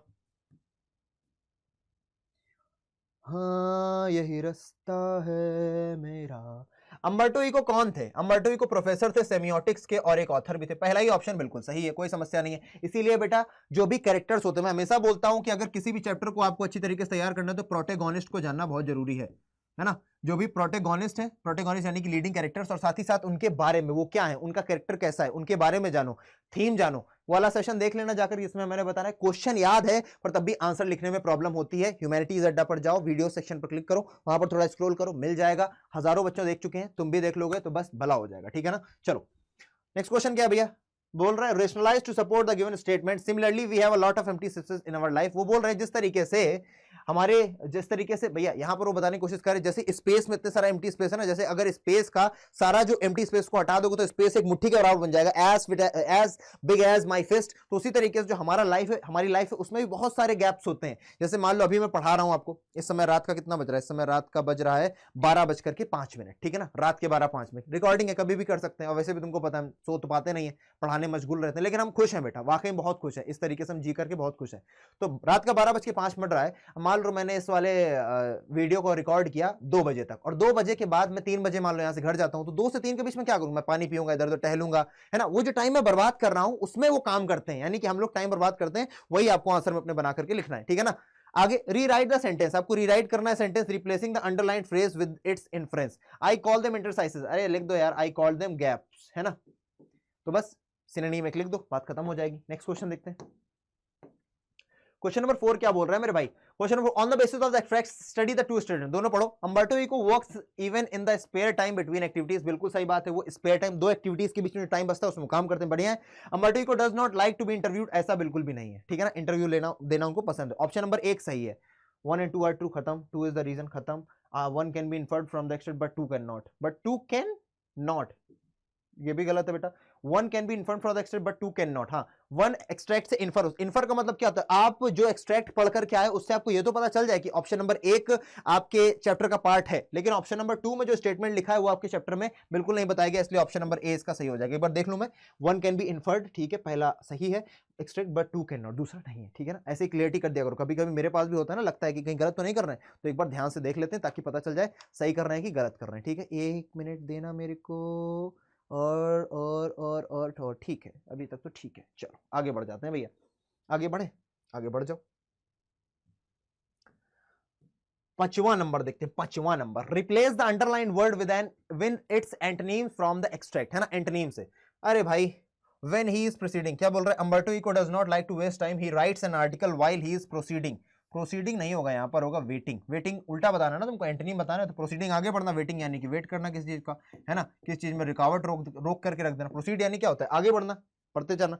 Last question, Umberto Eco's views on his manner of work are based on, interview नहीं, हाइपोथेसिस नहीं, हिज ब्लॉग नहीं, फैक्ट्स पर बेस्ड है। ठीक है ना, उनका जो लिखने का तरीका है, उनका लिखने का तरीका कैसा है, उनका लिखने का तरीका नैरेटिव। तुमने अगर स्टोरी पढ़ी है तो तुमने जाना होगा कि उनका लिखने का तरीका कैसा, नैरेटिव, वो अपना पर्सनल टच डाल देते हैं, और इसी तरीके से उनका जो लिखने का तरीका है वो क्या बन जाता है, उनका लिखने का तरीका बन जाता है नैरेटिव, एकदम कहानियों के तरीके बताते हैं, इसलिए option number A is absolutely correct. चलो यहां तक खत्म हुआ एक्सट्रैक्ट। अरे बाबा अभी क्वेश्चन है, क्वेश्चन नंबर 10। हाँ चलो, अब नया खेल आया। अब ये देखो 2023 की बात है, ये कब की, 2023 की बात है, 2023 का सेट 1 है ये, जैसा आप देख पा रहे हो। लेकिन आपको पता है ना, जब भी 2000, ये मतलब कि मैं बात कर रहा हूं, ये 2022-23 में जो पेपर हुआ उसका सेट 1 है, जिसका भैया पेपर कोड है 1/1/1। अब sorry, I was burping. Burping क्या होती है बेटा, बर्पिंग क्या होती है, क्या होती है बर्पिंग, हम खुद ही भूल गए, वाह, जम्हाई लेना। ठीक है, नहीं, बर्पिंग का मतलब होता है डकार लेना, यॉर्निंग का मतलब होता है जमाई लेना। तो आई वॉज बर्पिंग यानी मैं डकार ले रहा था, सूखे पेट की डकार है, वाह। चलो फिलहाल अभी आपके लिए क्वेश्चंस की संख्या बेटा कितनी हो गई है, क्वेश्चंस का नंबर बेटा 3 हो गया है ना। अब आपके पास 3 नंबर का क्वेश्चन आएगा, 2 नंबर का नहीं रह गया, ठीक है ना, क्योंकि कंट्रीब्यूशन वैसा हो गया है। अभी आप इस पेपर में देखोगे तो 20 नंबर का रीडिंग सेक्शन है, 20 नंबर का ही आपका राइटिंग सेक्शन है और 40 नंबर का ये वाला है। तो अभी 40 नंबर का लिटरेचर तो है, लेकिन 20 नंबर का रीडिंग सेक्शन नहीं रह गया। अब वो रीडिंग सेक्शन 22 नंबर का हो गया और राइटिंग सेक्शन 18 नंबर का हो गया, ठीक है, आपको पता है। फिलहाल क्वेश्चन की बात करते हैं। हाँ जी, चलो फिर बात ही करेंगे, इसमें लिखेंगे थोड़े ही हम, तब भी थोड़ा सा समझते बेटा। आंसर राइटिंग इंपॉर्टेंट है, मुझे पता है तुमने सारे चैप्टर्स पढ़े होंगे, लेकिन आंसर लिखने में दिक्कत होती है, बस वो सीख लेते हैं। कितने आंसर आए बढ़िया? एक वाई पूछ रहा है, एक यहाँ पे वाई पूछ रहा है, और क्या ही पूछेगा, एक हु पूछ रहा है, व्हाट व्हाट व्हाट। सुनो बेटा, मैं कुछ और बताने की कोशिश कर रहा हूं यहां पर, बहुत ध्यान से सुनना बेटा। जब भी तुम्हारे क्वेश्चन में वाई आए, तुम सेंटेंस को भैया क्या बना दो, मैं तुम्हें बता रहा हूं, लाइव एग्जांपल दे रहा हूं। जब भी सेंटेंस में तुम्हारे वाई आ जाए, तुम सेंटेंस को असर्टिव में बनाओ और बिकॉज लगाकर आंसर दे दो, जो भी तुम्हारे दिमाग में आ रहा है। चलो, why did Sophie wish to delve more deeply in her brother's affections. तो सोफी विश्ड, इसको कैसे लिखोगे, इसको असर्टिव बनाओ। सोफी के आगे अब यहां पे डिड जब हट जाएगा आंसर में, तो ये हो जाएगा wished. Sophie wished to delve more deeply in her brother's affections, अब उसके आगे आ जाएगा बिकॉज। ठीक है, ये हो गई तुम्हारे क्वेश्चन की शुरुआत। कोई दिक्कत, कोई समस्या नहीं, कोई परेशानी, कोई समस्या नहीं होनी चाहिए, ठीक है। तो Sophie wished to delve more in deeply into her brother's affections because, क्योंकि वो जानती थी उसका ब्रदर जो है दूर तक जाता है बाइक चला करके, और वो सोचती थी यार कहां जाता हो, किन लोगों से मिलता होगा। She also wants to go with him, है ना, to the outer space of the, क्या बोलते हो, आउटर स्पेस ऑफ द, वो जहां पे भी रहते हैं ना, आउटर स्पेस ऑफ द, क्या बोलते हैं, सिटी, इसलिए वहां पे उसके साथ जाना चाहती है। और वो साइलेंट रहता है तो उसके चुप्पी खुलवाने के लिए भी उसके ज्यादा करीब होना चाहती है, ठीक है। तो इसका आंसर ऐसे। तो दूसरा देखो, व्हाई डू आंट जेनिफर, अगर कोई समस्या परेशानी आए बच्चा, मैंने करा रखा है आरंभ सीरीज, ह्यूमैनिटीज अड्डा पर जाओगे, ह्यूमैनिटीज अड्डा पर जाओगे, आरंभ सीरीज खोलना। आरंभ सीरीज में, आरंभ का आरंभ यहां पर होगा, यहां नहीं, है ना, आरंभ सीरीज खोलना, वहां पर लगभग 70-75 वीडियो होंगे। उनमें जाकर के तुम क्या करोगे, उनमें जाकर के तुम देखोगे भैया, उसमें ऐसे स्क्रॉल करना और देखो चैप्टर कौन सा है, सोफी वाला चैप्टर है, यानी कि चैप्टर का नाम क्या हो गया, गोइंग प्लेसेस। तुम जाकर के स्क्रॉल करना, going places important question and answer, ये वाला हमने करा रखा है। सारे क्वेश्चन करा रखे हैं, जितने प्रीवियस ईयर हम पहले ही करवा चुके हैं, मतलब कि अब ये प्रीवियस पेपर एक साथ करवा रहे हैं, बाकी हम क्वेश्चन पहले ही करा रहे हैं। हमने शुरुआत से ही वही पकड़ा था, है ना, हमने सोचा था भैया शुरुआत से ही तुमको एकदम कठिन चीज कराएंगे और तुम लास्ट तक आते आते मजबूत हो जाओगे। तो इस बार तो अपने बच्चे दुराटे काटेंगे, ठीक है, जाकर के देख लेना, कोई समस्या है तो। फिलहाल मैं तुमको जो सिखा रहा हूं वो सीखते हैं।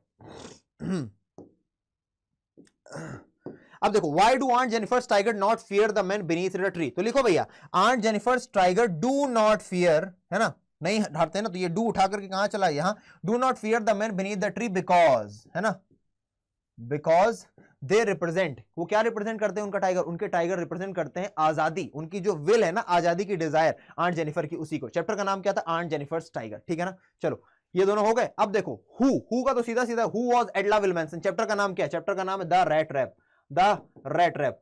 लिखने वाला कौन है, लिखने वाला सेल्मा लेगरलॉफ। तो सेल्मा लेगरलॉफ ने लिखा था rat trap. Who was Edla Willmansson, तो Edla Willmansson was the daughter of iron master, iron master की बिटिया थी वो। साथ ही साथ अगला question, why did she visit the forge at night. Why, तो भैया बताओ, she visited the forge at night because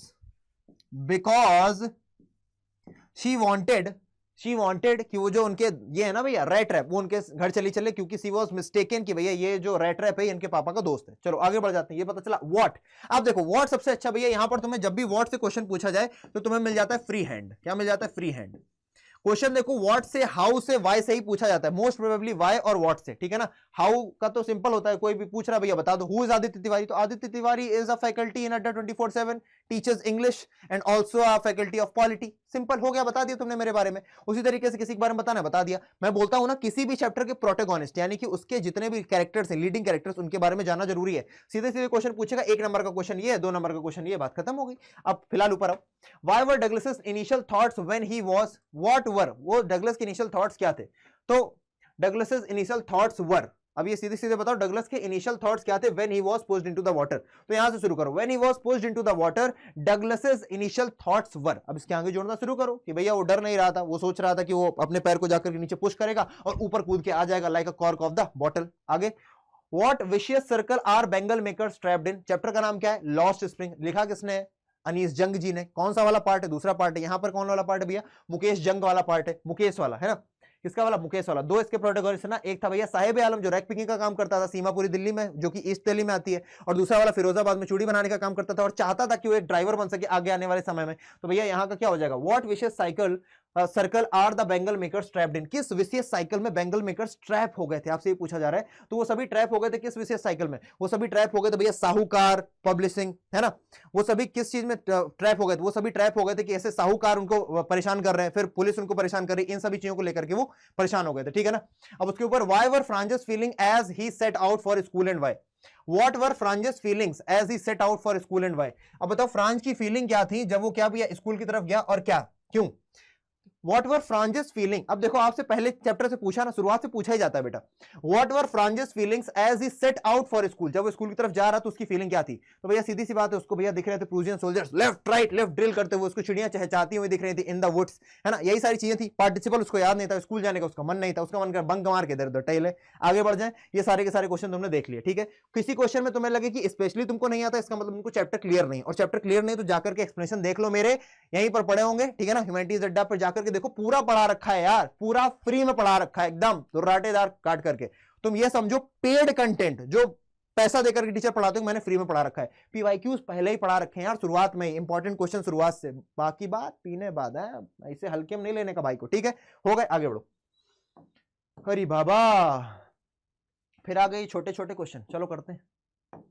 क्या बोल रहा है ये, बोल रहा है in what way did the infant tiger king surprise the astrologer. भैया चैप्टर का नाम द टाइगर किंग, जिसको हम लोग एसी टेसी जिलानी जंग जंग बहादुर, नाम याद आया, द टाइगर किंग, है ना, जिसको हम लोग क्या बोलते थे, एसी टेसी बोलते थे, एसीटीसी बोलते थे, और भी कई सारे इसके नामों से बुलाते थे। Infant tiger king surprise astrologer, किस तरीके से जो इन्फेंट टाइगर किंग है उसने सरप्राइज किया था एस्ट्रोलॉजर को, किस तरीके से उसने सरप्राइज किया था बताओ। In what way did the infant tiger king surprises the astrologer. तो भैया जब वो छोटा ही था तभी उसने बिवेयर द टाइगर्स, वो छोटा था 10 दिन का, तभी वो कहता है भैया व्हाट इज द कॉज, मरना तो सभी को है लेकिन मरेंगे क्यों, क्योंकि ये जो एस्ट्रोलॉजर्स थे कहते हैं कि ये राजा बहुत महान बनेगा, लेकिन कहने के बाद उनके मतलब थूक होने का ऐसे करने लगते हैं, तो कहता है व्हाट इज द रीजन, वो छोटा सा 10 दिन का बच्चा, इसलिए वो सभी सरप्राइज हो गए थे। हाउ डज, थोड़ा सी स्पीड बढ़ रही है क्योंकि भैया बहुत लंबा हो जाएगा, अभी मेरा सेक्शन सी नहीं पूरा हुआ है, फिर सेक्शन बी सेक्शन ए दोनों बचे हैं। How does Mr Lamb try to put Derek at ease when he entered Mr Lamb's garden. Mr Lamb कौन सा चैप्टर है, चैप्टर का नाम है on the face of it, जिसमें मिस्टर लैम्ब है और कौन है, डेरेक है, जिसका नाम डेरी भी है। यहां पर डेरेक बोल करके तुमको जानबूझ के इसे फंसाया जा रहा है, क्योंकि चैप्टर में सिर्फ एक जगह बताया गया कि उसका नाम असली डेरेक है और वो उस नाम को पसंद नहीं करता है, और एक और डेरेक है एक और चैप्टर में जिसका नाम है on the face of it, नहीं, जिसका नाम है भैया गोइंग प्लेसेस, जो कि सोफी का छोटा भाई है, डेरेक बड़ा भाई है जियोफ। याद है, याद आ जाएगा, पढ़ोगे तो और आएगा। How does Mr Lamb try to put Derek at ease when he entered Mr Lamb's garden. Mr Lamb ने कहा there is no problem to be, there is no problem to be worried, है ना, you should be at ease, क्योंकि यहां पर सिर्फ मैं ही हूं, I welcome everyone who comes, क्योंकि वो अकेले रहते हैं, कोई उनके पास आता नहीं है, तो कहते हैं मैं सभी को वेलकम करता हूं, तुम भी आ गए तो वेलकम है तुम्हारा, ठीक है। आगे बढ़ते हैं। Why did Charlie find in his collection of first day covers, है ना, what did Charlie find, Charlie को क्या मिलता है अपने कलेक्शन में फर्स्ट डे कवर्स के, बताओ।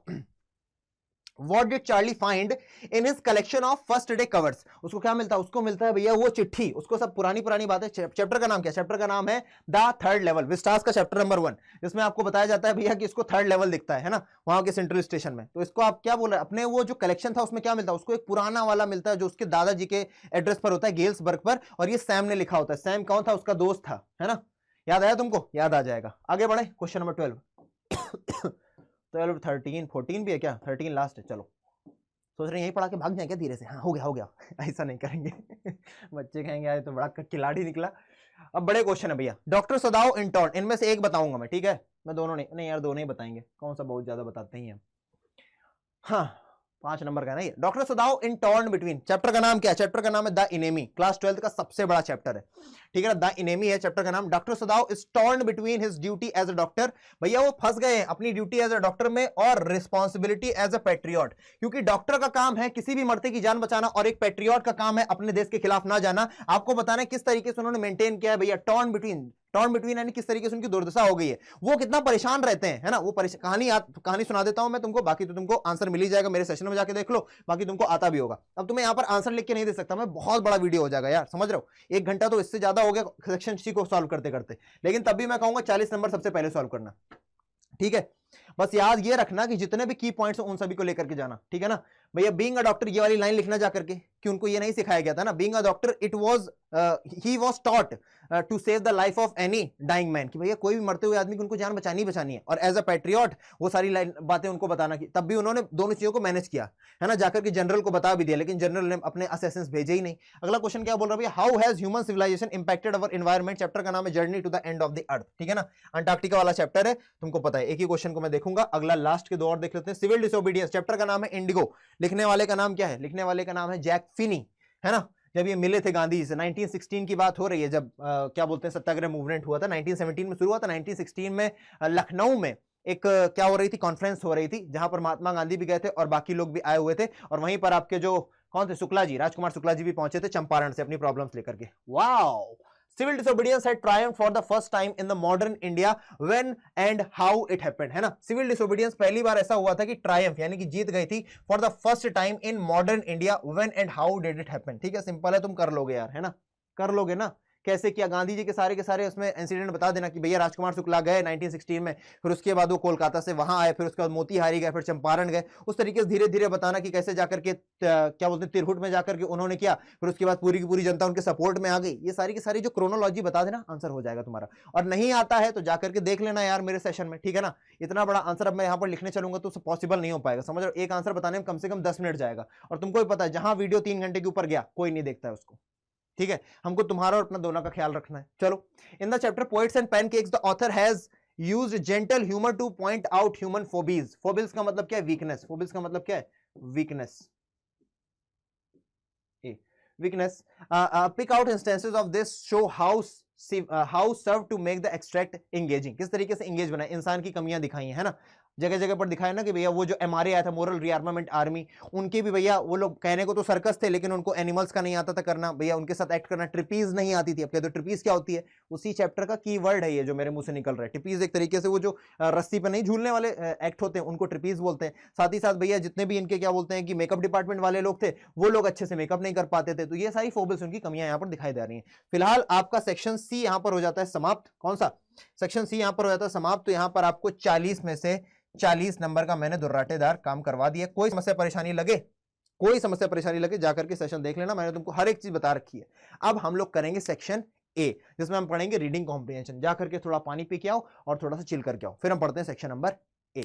हाँ जी, तो अब हम करेंगे सेक्शन ए। सेक्शन सी समाप्त हो चुका है, और सेक्शन ए में जैसा कि मैंने आपको हमेशा से बताया, जब भी पैसेजेस की बात आती है आपका दिमाग चलना चाहिए पहले क्वेश्चंस की ओर, क्योंकि पैसेज होते हैं बहुत बड़े। आप एक बार क्वेश्चंस पढ़ लोगे, फिर जब आप पैसेज पढ़ने के लिए आओगे तो अल्टीमेटली आपका दिमाग उस जगह पर रुकेगा जहां पर आपने क्वेश्चंस को देखा था, या क्वेश्चंस का स्टेटमेंट मैच होता रहेगा। तो रीडिंग स्किल सेक्शन है 20 मार्क्स, लेकिन फिलहाल ये 20 मार्क्स का नहीं है। 2023-24 में जब आप एग्जाम दे रहे हो तो ये 22 नंबर का हो चुका है, एक 12 नंबर का और एक 10 नंबर का। ठीक है, आइए पहले हम लोग पढ़ेंगे क्वेश्चंस, बाकी बातें पीने बाद।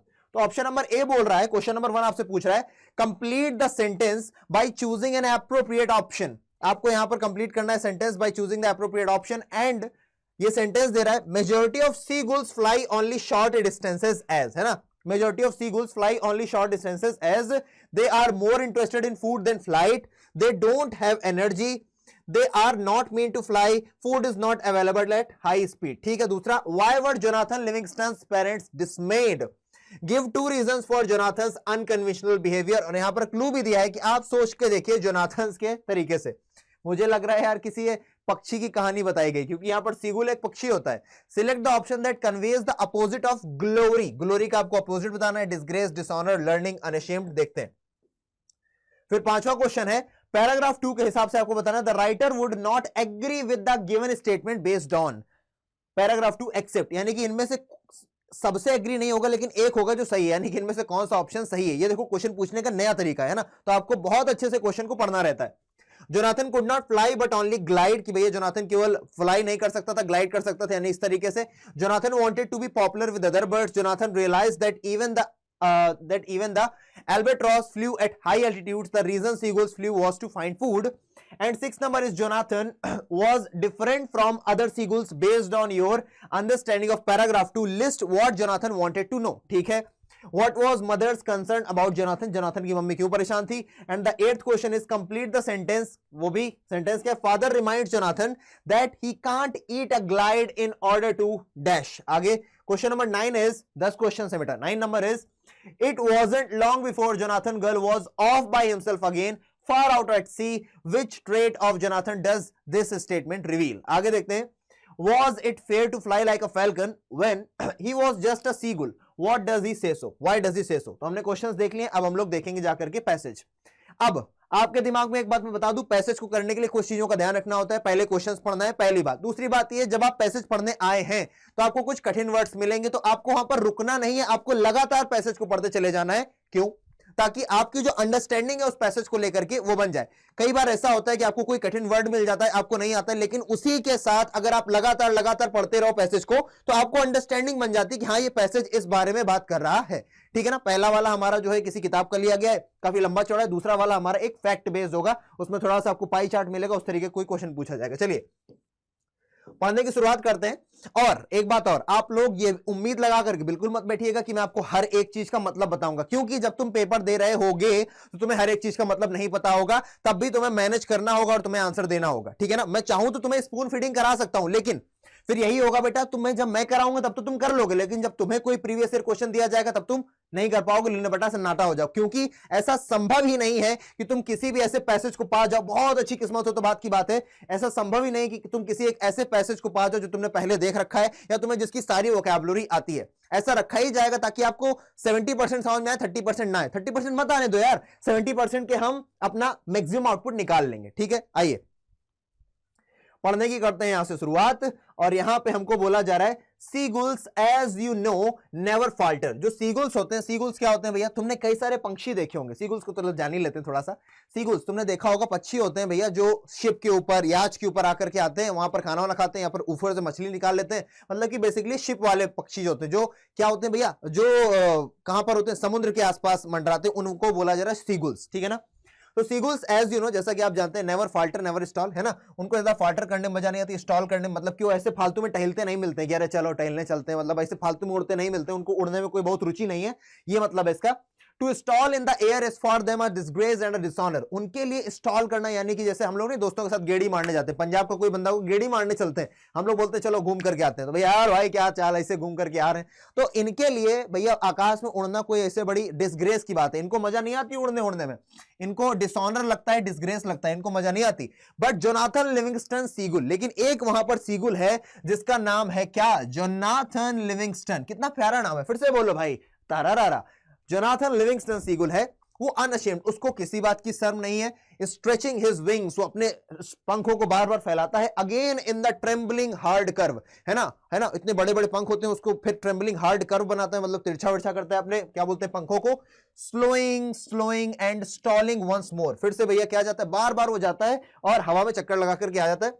Was no ordinary bird, वो कोई ऑर्डिनरी पक्षी, कोई आम पक्षी नहीं था. Most girls don't bother to learn more than the simplest facts of flights. Most girls, जितने भी सीगुल्स होते हैं, उनको कोई मजा नहीं आती है, उनको कोई मजा नहीं आती सीखने में. क्या सीखने में भैया? सिंपलेस्ट फैक्ट्स ऑफ फ्लाइट, यानी कि किस तरीके से उड़ना है, उनको बिल्कुल भी इस चीज को सीखने में मजा नहीं आती है. How to get from shore to food, उनको बिल्कुल भी, है ना, how to get from shore to food and back again. आगे मोस्ट गर्ल्स डोंट, बोला क्या जा रहा है, मोस्ट गर्ल्स डोंट बॉदर, उनमें से जो मैक्सिमम बुल्स होते हैं ना, जो ये पक्षी होते हैं सीगुल्स, ये सीखना ही नहीं चाहते हैं उड़ने के बारे में कुछ भी. How to get shore to food and back again, है ना, उनके लिए तो भैया बस वो जाते हैं शोर, यानी किनारे से उड़ करके जाते हैं, खाना लेते हैं और वापस आते हैं, that's it. For most Gul's, अधिकतर गुल्स के लिए, अधिकतर सीगुल्स के लिए, अधिकतर इन पक्षियों के लिए, it is not flying that matters, इनके लिए उड़ना मैटर नहीं करता, इनके लिए मैटर करता है ईटिंग. तो यानी कि पता चला ये लोग क्यों उड़ते हैं, ये लोग खाना खाने के लिए उड़ते हैं बस. आगे फॉर दिस गुल, यहां पर बात हो रही हुई लिविंगस्टन की. It was not eating that matter, इसके लिए ईटिंग मैटर नहीं करता कि भैया खाना खा लेके नहीं उड़ता है, ये उड़ता है भैया अपने मजे के लिए, फ्लाइट के लिए, मतलब कि अपने पंखों को खोलने के लिए, सीखने के लिए किस तरीके से उड़ते हैं. More than anything else Jonathan Livingston Seagull loved to fly. और इसको क्या पसंद है सबसे ज्यादा? इसको सबसे ज्यादा पसंद है उड़ना. चलो तो आपको पहला क्वेश्चन आप यहीं से सॉल्व कर ले जाओगे. आओ जरा पहले क्वेश्चन पर. इस तरीके से करना पड़ता है, पता है. आओ पहला क्वेश्चन आपसे पूछ रहा है, मेजॉरिटी ऑफ सीगुल्स फ्लाई, जो मेजॉरिटी ऑफ सीगुल्स है फ्लाई करती उड़ती है ओनली शॉर्ट डिस्टेंस, थोड़ी दूर के लिए। क्यों बताओ क्यों उड़ते हैं वो उड़ते हैं सिर्फ एक काम के लिए, खाने के लिए। तो यहां पर देख लो भैया, दे डोंट हैव एनर्जी, ऐसा बिल्कुल भी नहीं है। They are more interested in food than flight, बिल्कुल सही है। They are not mean to fly low, वो लो के लिए नहीं उड़ते। Food is not available at high speed पर फूड नहीं मिलता, सब गलत है। They are more interested in food than flight, यानी कि उनको उड़ने से कोई मतलब नहीं, उनको मतलब है खाने से। ऑप्शन नंबर ए आ गया। कोई समस्या परेशानी लग रही है? मान लो अगर मैंने जो तुम्हें मतलब बता दिया फाल्टर का, स्टॉल का, अगर मैंने नहीं भी बताया होता तो क्या तुम इस क्वेश्चन नंबर 1 का ए ऑप्शन नहीं कर पाते? तुम कर लेते, मुझे 100% भरोसा है तुम कर लेते। और यही तुम्हारा तरीका होना चाहिए। तुम पैसेज को पढ़ो, उससे उसका एक्सट्रैक्ट निकालो, उससे उसकी समरी निकालो और फिर आकर के अप्लाई करो। दूसरा, Why were Jonathan Livingston's parents dismayed? अभी आप इसका आंसर नहीं दे सकते हो क्योंकि अभी आपके सामने ऐसा पढ़ा नहीं। अगला, give 2 reasons for Jonathan's unconventional behavior, ये भी आपको अभी तक नहीं मिला है, हटाओ। Select the option that conveys the opposite glory, paragraph 1 का क्वेश्चन है। चलो क्वेश्चन नंबर 1 और क्वेश्चन नंबर 4, तो ऐसा नहीं लगातार वो 1 से पूछेगा फिर 2 से। क्वेश्चन नंबर 1 पूछ लिया, फिर वो क्वेश्चन नंबर 4 पूछ रहा है आपसे पैराग्राफ 1 से, ठीक है? उठाओ, यहां पर पूछ रहे select the option that conveys. अब आपसे बोला सिलेक्ट द ऑप्शन, आप ऑप्शन सिलेक्ट करो that conveys the opposite of glory, जो किसका? ग्लोरी का क्या बताता हूं? अपोजिट। बेटा ग्लोरी का मतलब होता है सम्मान की बात, तो इसका उल्टा हो जाएगा, इसमें सम्मान ना हो, इसमें डिसऑनर और डिसग्रेस हो। अब दिक्कत की बात ये बेटा, यहां पर डिसग्रेस भी दिया है और डिसऑनर भी दिया है, तो अगर मैं बच्चा होता तो मैं कंफ्यूज हो जाता। मैं अभी भी यही कहूंगा कि भैया मैं तो काफी कुछ देख लिया मैंने, है ना, मेरियम वेबस्टर पर जाकर के देख लिया मैंने, ऑक्सफोर्ड डिक्शनरी में जाकर के देख लिया मैंने, कॉलिंस डिक्शनरी में जाकर के देख लिया, ये दोनों एक दूसरे के सिनोनिम है। तो इसका सही ऑप्शन अगर कोई होगा तो केवल एक नहीं होगा, दोनों के दोनों ही सही है बेटा, ठीक है ना? अगर किसी के पास इससे बेहतर आंसर है, किसी के पास अच्छा एक्सप्लेनेशन है, तो मुझे बता सकता है, ऑलवेज वेलकम, ठीक है ना? लेकिन मैंने बहुत कोशिश किया कि भैया ग्लोरी का मैं देखूं, डिसग्रेस, डिसऑनर, मुझे नहीं मिला। मैं जब पूरा पढ़ रहा तो मुझे सिर्फ यही एक क्वेश्चन परेशान किया, बाकी तो हो ही जा रहे थे आसान से। लेकिन मैंने कहा ग्लोरी के तो दोनों ही यार एंटोनिम है। आपसे बोल भी रहा है glory from the words used, opposite बताना है आपको। क्या बताना है? अपोजिट। अपोजिट का मतलब हो गया एंटोनिम, ये दोनों ही अपोजिट है यार, option number A and option number B. Learning नहीं होगा, अनअशेम्ड, तो इसका सिनोनिम हो जाएगा, ठीक है ना? समझे बात को? अनअशेम्ड, अनअशेम्ड यानी कि इसमें शर्म ना हो, ठीक है? बात समझ गए? तो क्या बचा आपका? Glory for words, select the unashamed, कहीं थी डी? नहीं, डी और ए और बी होगा, ठीक है? चलो आगे बढ़ते हैं। और कोई क्वेश्चन तो नहीं, सॉल्व हो जाएगा।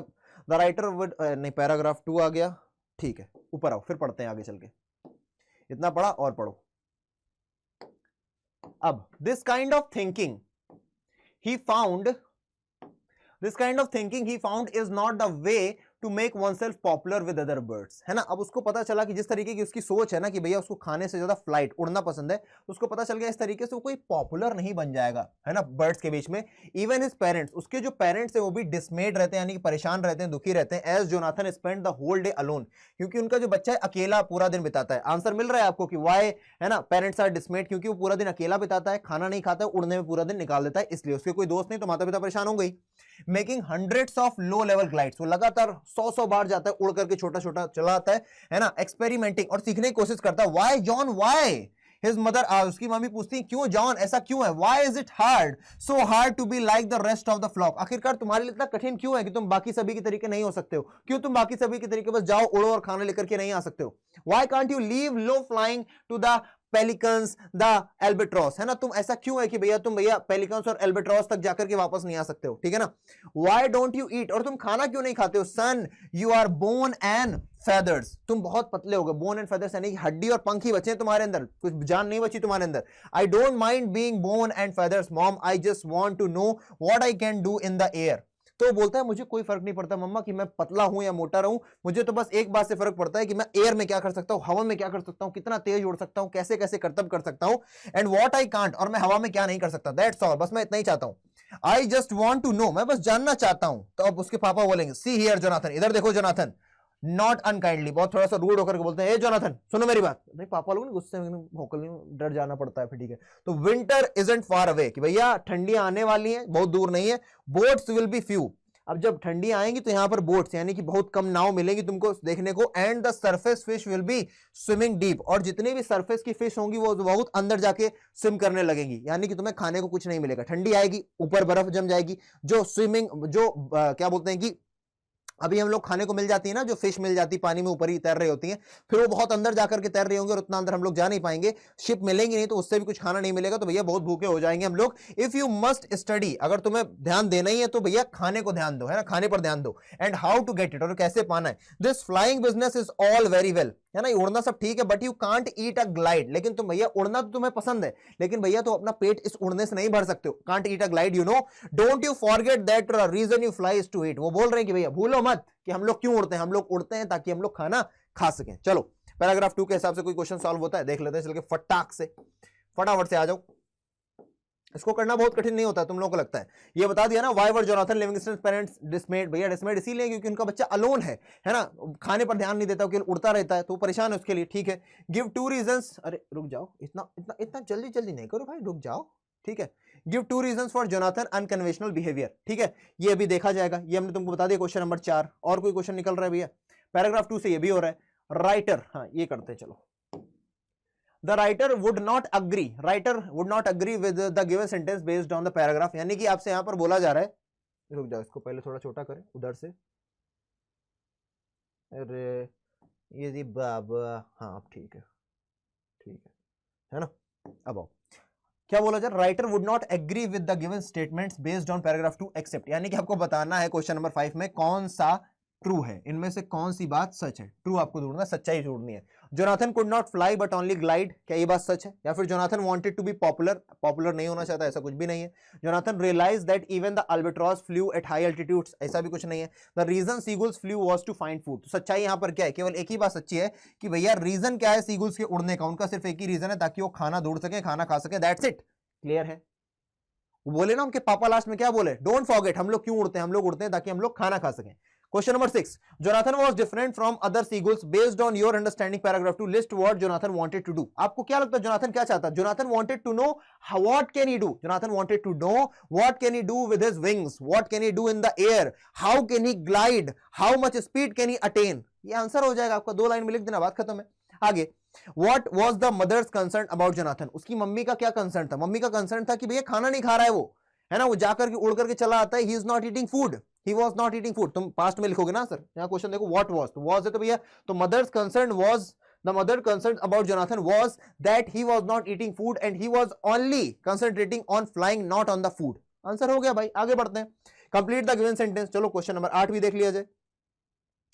बोल रहे हैं भैया father reminds Jonathan that he can't eat a glide in order to, वो क्या बताना चाहते हैं भैया, he can't eat a glide in order to let him know that he must fly for eating not for flying, है ना भैया, उसको फ्लाई करना चाहिए, मतलब उड़ान भरनी चाहिए कुछ खाने के लिए, ना कि सिर्फ उड़ते रहने के लिए। अगला क्वेश्चन है भैया क्वेश्चन नंबर 6, क्वेश्चन नंबर 9 आपसे क्या जानना चाहता है।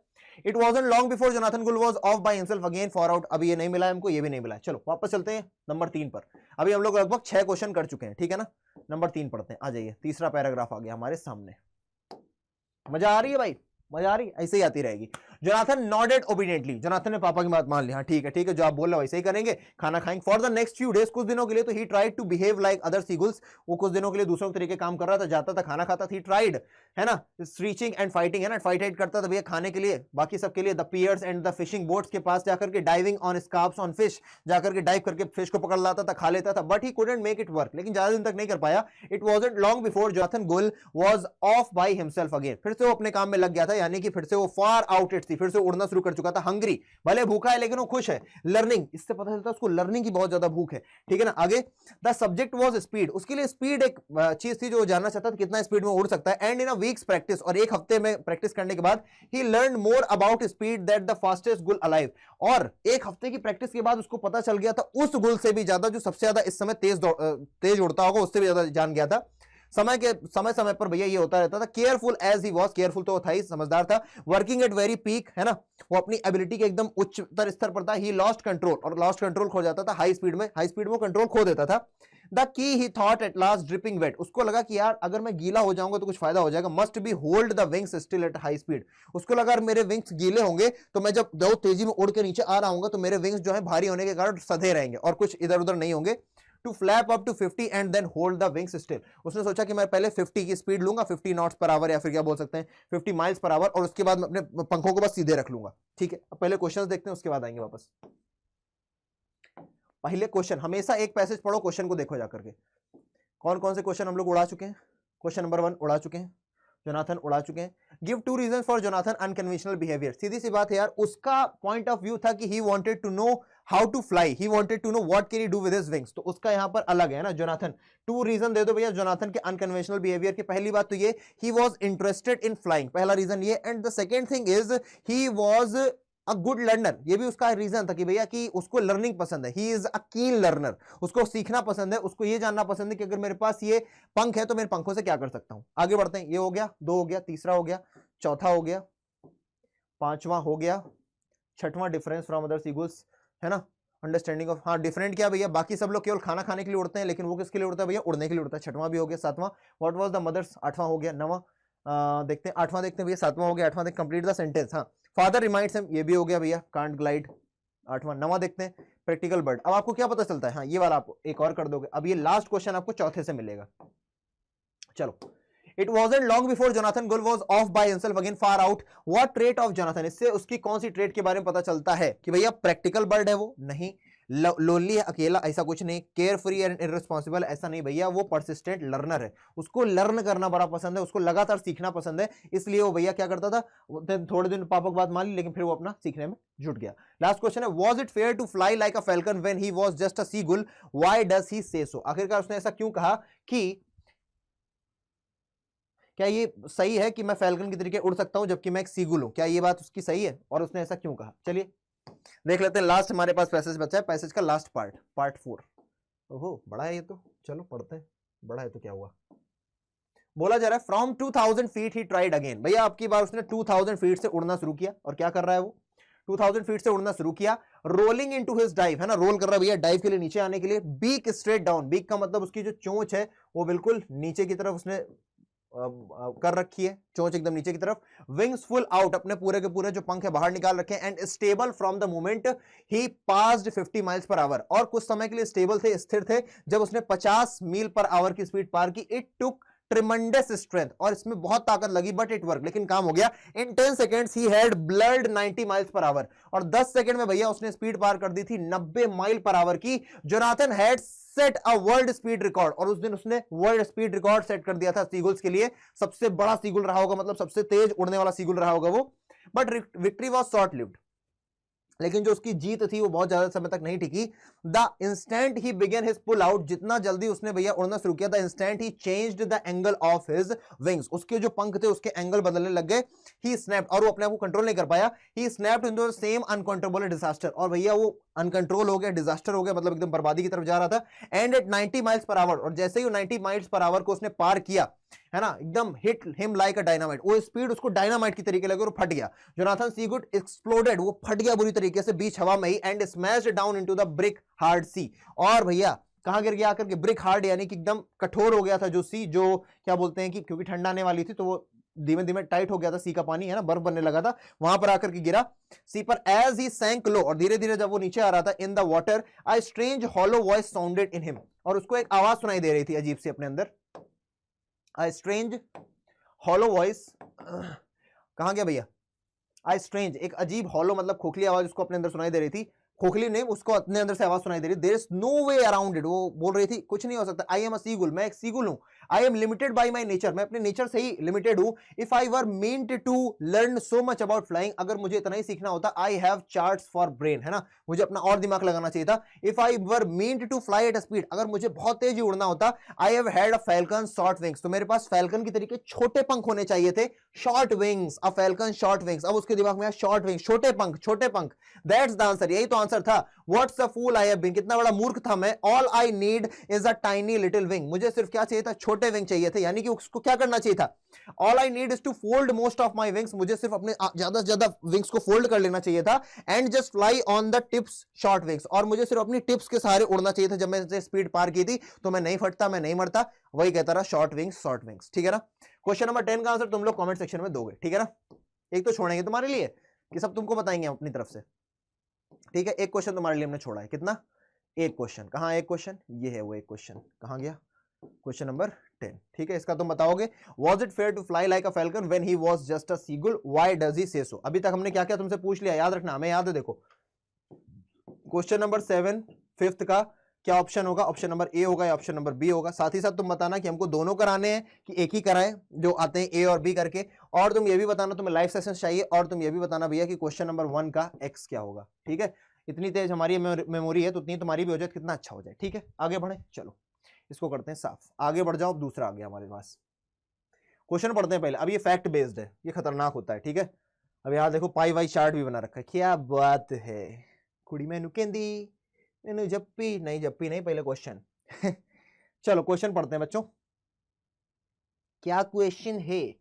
तो प्रश्न हमसे पूछ लिया है, the question is asking does the following statement agree, agree यानी कि करेक्ट है with the information given in the para 1। Para 1 के हिसाब से क्या इंफॉर्मेशन सही है, पढ़ते हैं।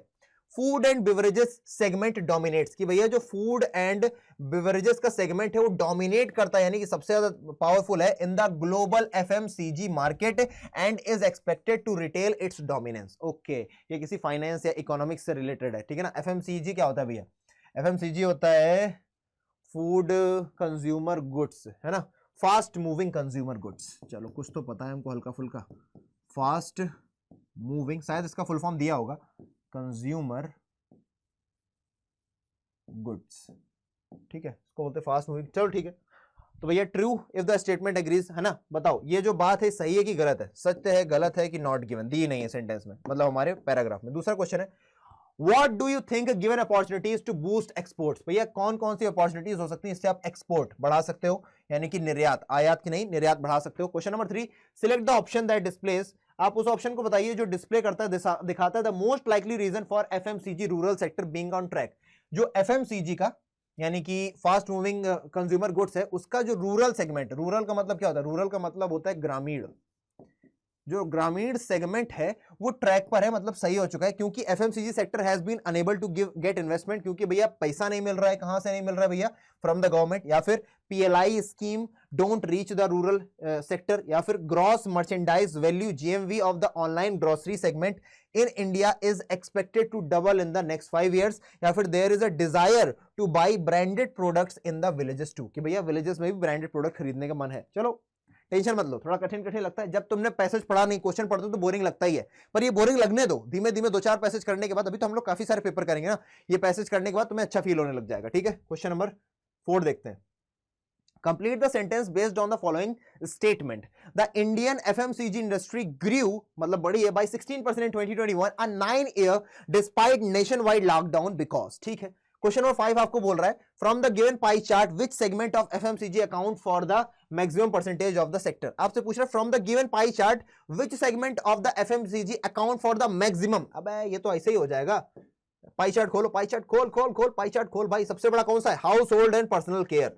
हाउस होल्ड देखो ना, हम तो इसके एंगल भी बता दें तुमको, ये कितना एंगल दिख रहा है तुमको, ये दिख रहा है 60 डिग्री सबसे कम, ये दिख रहा है तुमको 120 डिग्री, और ये दिख रहा है तुमको 180 डिग्री सबसे ज्यादा। तो भैया डोमिनेट कौन करता है, house hold and personal care, house hold and personal care.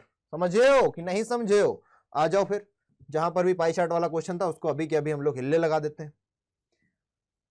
तो इसका सही आंसर क्या हो जाएगा भैया, house hold and personal care. यहां पर लिख दो, नेशन वाइड लॉकडाउन बिकेम, कहां गया वो पाई चार्ट के हिसाब वाला, account for the from the given pie chart. तो भैया house hold and personal care, right. तो आपको 5वें का आंसर आ गया। दूसरा क्या, for the visually impaired candidates, ये वाला भी हम लोग करेंगे, क्वेश्चन सारे करेंगे भैया, हमको क्या पता कैसा स्टूडेंट हमारी क्लास में बैठा हो, कोई हमारी क्लास में विजुअल इंपेयर्ड बच्चा हो। तो select the option that identifies the categories of food and beverages from the given table. भैया आपको बताना एक टेबल जो दी है फूड एंड बिवरेजेस, उनमें से कौन कौन से, चलो पढ़ते हैं। अरे भैया तुम लोग नहीं जानोगे खाने पीने का, कौन जानेगा बाबा, चलो करते हैं इसको। फूड एंड बेवरेजेस यानी कि फूड यानी कि खाने पीने का, खाने का, बेवरेज यानी कि पीने का, तो खाने पीने की चीज ढूंढनी है भैया। प्रोसेस्ड फूड खाने पीने की चीज होती है, prepared meals, ready to eat meals खाने पीने की चीज है, बेवरेजेस खाने पीने का, बेक्ड गुड्स बिस्किट खाओगे भाई, फ्रेश फूड्स खाओगे, मेडिसिन भैया खाने पीने की चीज नहीं, वो बेवरेजेस और फूड में नहीं आता है, वो दवा होती है तो खाने में नहीं आएगा। क्लीनिंग प्रोडक्ट नहीं खाते हैं भैया, कॉस्मेटिक कोई नहीं खाता, ऑफिस सप्लाई कोई नहीं। अरे बाबा रे बाबा, 1 2 3 4 5, तो अगर ये ऑप्शन में दे रखा है तो बिल्कुल ठीक है, नहीं दिया दोबारा आ जाएंगे भैया, है ना। जल्दबाजी में तो 1 2 3 4 5 ही दिखा, वैसे सही सही होगा। कोई ऑप्शन दे रहा है तुमको 1 2 3 4 5, 1 3 5 7 9, गलत हो गया, 1 2 5, ये हो गया ऑप्शन नंबर सी, 1 2 3 4 5। अरे भाई भोकाल कटेगा, कैसे नहीं कटेगा, सिंपल है, सिंपल है। चलो आसान है, नेक्स्ट क्वेश्चन देखते हैं। अगला भाई साहब कंप्लीट क्वेश्चन देखते हैं, फिर अभी पैसेज पढ़ना बाकी है। Complete the given sentence by selecting the most appropriate option. ठीक है, पढ़ो। The combination of increasing income, अगर आप इंक्रीज करते हो इनकम को और हाई एस्पिरेशन लेवल हो जाता है इन रूरल एरियाज, तो उससे क्या होगा, has led to the government taking a direct interest, the dream for branded products, price increases across product categories, या फिर the fall of supply in urban areas. ठीक है, आगे आइए। How is the government trying to help Indian brands of food products in the international markets? किस तरीके से हमारी जो गवर्नमेंट है हेल्प कर रही है इंडियन ब्रांड्स को, फूड प्रोडक्ट्स को, तो इंटरनेशनल मार्केट में ग्रो करने के लिए। Complete the given sentence by selecting the most appropriate option. ठीक है, पढ़ लो। The concluding paragraph of the passage makes a clear case. जो कंक्लूडिंग पैराग्राफ है ना पैसेज का, क्लियर केस किसका बनाता है? ऐसे क्वेश्चन थोड़ा तुमको घुमा सकते हैं, लेकिन तुम नहीं घूमोगे, आदित्य भैया की शरण में आयो, टेंशन लेने को नक्को। ईमेल आईडी शुरुआत में दे रखी, कोई परेशानी ईमेल करने का भैया को, 24 से 48 घंटे के बीच में रिप्लाई आएगा, चाहे 1000 बच्चा क्यों ना कर ले भैया, बोला है, वादा है। ठीक है, that the rural people also want branded products, that the FMCG industry will not focus on branded consciousness, for the role of data analysis क्या लिखा भाई, for the role of data analytics, है ना, in the FMCG industry, for the government's role by providing incentives। आगे देखते हैं, what will be the impact of increased level of brand consciousness, and based on the reading of the passage correct the following statement। The urban segment contributes to about 45% of the revenue share, with the rural segment across 55। अरे भाई बहुत इसमें number पढ़ने पड़ेंगे, पता है तुम्हें। जो इकोनॉमिक्स वाले होंगे तो खुश हो जाएंगे, लेकिन तुमको हम पता है मेरी इकोनॉमिक्स से हमेशा दिमाग, मतलब समझ लो मेरी 36 का आंकड़ा रहा है, मेरे पेपर में आता है, हम इसको बहुत देर में सॉल्व करते हैं। वो बात अलग है, मास्टर बन गए तो थोड़ा जल्दी हो जाएगा, पर तब भी मेरा मन नहीं लगता यार, ये होता है ना, बिल्कुल मन नहीं लगता ये वाले चीजें पढ़ने में, पर पढ़ना तो पड़ेगा, वो पेपर दिया है, पेपर चुना है तो पढ़ना तो पड़ेगा, तुमको भी हमको भी। फास्ट मूविंग कंज्यूमर गुड्स, वही एफएमसीजी है, are products that are sell quickly at relatively low cost. तुमको जानने में कोई इंटरेस्ट नहीं, क्वेश्चन नहीं पूछ रहा कोई भी। FMCG is the 4th largest factor in the Indian economy. जो एफएमसीजी है ये इंडियन इकोनॉमी का क्या है भैया, 4th लार्जेस्ट सेक्टर, लेकिन ये भी आपसे नहीं पूछा है। अब देयर आर 3 मेन सेगमेंट्स इसके अंदर जो आते हैं भैया, एक आता है food and beverages which contains 19%, उसके बाद आता है भैया हेल्थ केयर जो 31% केयर है ना, और उसके बाद आता है भैया सबसे बड़ा अर्बन से क्या है भैया, which accounts for the, क्या था रुक जाओ यार, 19% of the sector health care जो कि 31% है शेयर में, and the house hold and personal care ये भैया कितना है, 55% है। तो आपसे एक क्वेश्चन पूछ रहा था, पहला ही पहला आप उड़ा दो पहले जाकर के, क्वेश्चन याद रखोगे यार तभी भला होगा, क्वेश्चन नहीं याद रखोगे तो दिक्कत में रहोगे। House hold and personal care सबसे बड़ा है ना, तो यानी कि डोमिनेंस कौन किसकी होगी, यहां पर बोल रहा है फूड एंड बेवरेजेस सेगमेंट की डोमिनेंस है, नहीं भैया इसकी डोमिनेंस नहीं है, तो फॉल्स सही हो जाएगा। किसकी है, आप यहां बताओगे पर्सनल केयर वाले की डोमिनेंस है, इसका तो 19% ही होल है ना, ये तो 19% है, उसके बाद एक 31% और उससे भी ज्यादा एक 55%, तो ये तो गलत हो गया ना, फॉल्स है ये स्टेटमेंट कि भैया ये जो है फूड एंड बेवरेज सेगमेंट ये डोमिनेट करता है, ये डोमिनेट नहीं करता है, तो option number B is absolutely correct. कोई समस्या परेशानी तो बताने का, वैसे होनी नहीं चाहिए तुम्हारे को, ठीक है। वापस आते जल्दी से section number a paragraph number 1 पढ़ते, ठीक है। आ जाओ आजा आजा आजा आजा, मैं हूं प्यारी तेरा, कहां गया बे, कहां गया कहां गया, यहाँ है यहाँ है, चलो आगे पढ़ते हैं। तो क्या बोल रहा है भाई, फास्ट मूविंग कंज्यूमर यहां तक हो गया, पढ़ो एक बार। FMCG is the 4th largest, और इसके भी 3 मेन सेगमेंट है, एफएमसीजी के भी 3 मेन सेगमेंट है, जिसमें से एक 19% है, वो कौन सा है भैया, फूड एंड बेवरेजेस। आपको पहला ही क्वेश्चन बोल रहा था कि फूड एंड बेवरेजेस भैया क्या करता है, डोमिनेट करता है। डोमिनेट वो करता है जिसके पास ज्यादा परसेंटेज हो, इसके पास तो 19 है, सबसे कम है। डोमिनेट कौन कर रहा है यहाँ पर, डोमिनेट तो कर रहा है 55% वाला, कौन है 55% वाला, बाबा है ना। Health care which accounts, health care कितना भैया 31%, and the household and personal which accounts for the 50%. The urban segment contributes 55%. urban segment कितना 55% करता है। urban का मतलब क्या है, urban का मतलब शहरी। हमें लास्ट क्वेश्चन याद आ रहा है इसी से रिलेटेड है, 55 और 45% रिलेटेड। अर्बन सेगमेंट, कितने कलाकार हैं लोग, पहले पैसेज से लास्ट क्वेश्चन पूछा है, लेकिन हमारे ऐसे बच्चे होंगे तुम लोग होगे, हमसे पढ़ना तुम्हारे से होगे ना यार, और तेज दिमाग चलेगा हमसे भी तुम्हारा। तो है ना। The urban segment contributes to about 55% of the revenue share while the return segment accounts for 45%। भाई साहब यहां पर गोचा है, यहां पर घपला है बाबा। चलो लास्ट वाले में चलो। 55% किसका है? अर्बन का है। 55% किसका है? अर्बन का है, शहरी का है। इनने उल्टा बोल रखा है जहां तक हमें याद आ रहा है। ये देखो, अरे आदित्य भैया से बच के जाओगे। अर्बन का भैया कितना है? 55% है। तो भैया इसको सही करके लिखना था, तो यहां पर 55 करेंगे हम लोग, एक नया सेंटेंस लिखेंगे। और रूरल का कितना हो जाएगा फिर? उसका अल्टा 45%। ठीक है, हम लोगों ने कौन कौन सा क्वेश्चन कर लिया? हम लोगों ने क्वेश्चन नंबर 1 कर लिया, क्वेश्चन नंबर 5 कर लिया, क्वेश्चन नंबर 5 में 2-2 थे, तो क्वेश्चन नंबर 5 का डैश भी कर लिया, और क्वेश्चन नंबर कौन सा कर लिया? 9 कर लिया। चलो बहुत बढ़िया, एक पैसेज पढ़ के इतना सब कुछ करना बहुत होता है बेटा। चलो वापस आ जाए, चलो आ जाओ। इतना बड़ा भी नहीं होना है बाबू, कैसन बा। चलो नीचे आओ, नीचे आओ, नीचे आओ, नीचे आओ। चलो बस बस बस बस बस बस बस बस बस बस बस बस। बहुत ध्यान से, ऊपर नीचे करने में पता बहुत मूड खराब हो रहा है मेरा, पर ठीक है करना पड़ेंगे बाबा। आगे पढ़ते हैं भैया, आगे पढ़ो आकर के। क्या देखने को मिलेगा भैया? 55% ऑफ रेवेन्यू, इससे आंसर निकल गया। एक बार जिससे आंसर निकल गया फिर उससे दोबारा काम नहीं आएगा। While the rural segment accounts for 45, rise in rural consumption, जो रूरल कंजम्पशन यानी कि जो ग्रामीण लोग हैं वो ज्यादा कंजम्पशन कर रहे हैं चीजों का।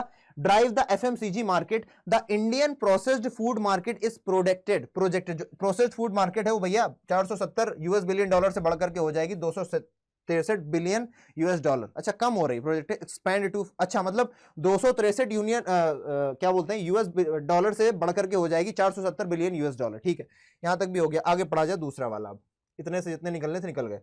अब यहां पर आ रहा है the Indian FMCG industry grew by 16% इन 2021। जो इंडियन एफएमसीजी इंडस्ट्री थी वो 16% बढ़ी 2021 में। 9 साल हाई, 9 साल का सबसे ज्यादा हाई था, भले नेशन वाइड लॉकडाउन था। Supported by consumption led growth, तो बस यही आंसर देना, कंजम्पशन लेड ग्रोथ के कारण। क्वेश्चन तुमसे पूछा जाएगा ना, एक भूल जाते हो, हमको याद है। ये वाला देखो, गिव अप, नहीं ये नहीं है, ये भी नहीं है, नहीं है, कहां गया बे? नहीं है, नहीं है कर रहे हैं हम इतनी देर से। अरे परसेंटेज दिया था यार उस क्वेश्चन में।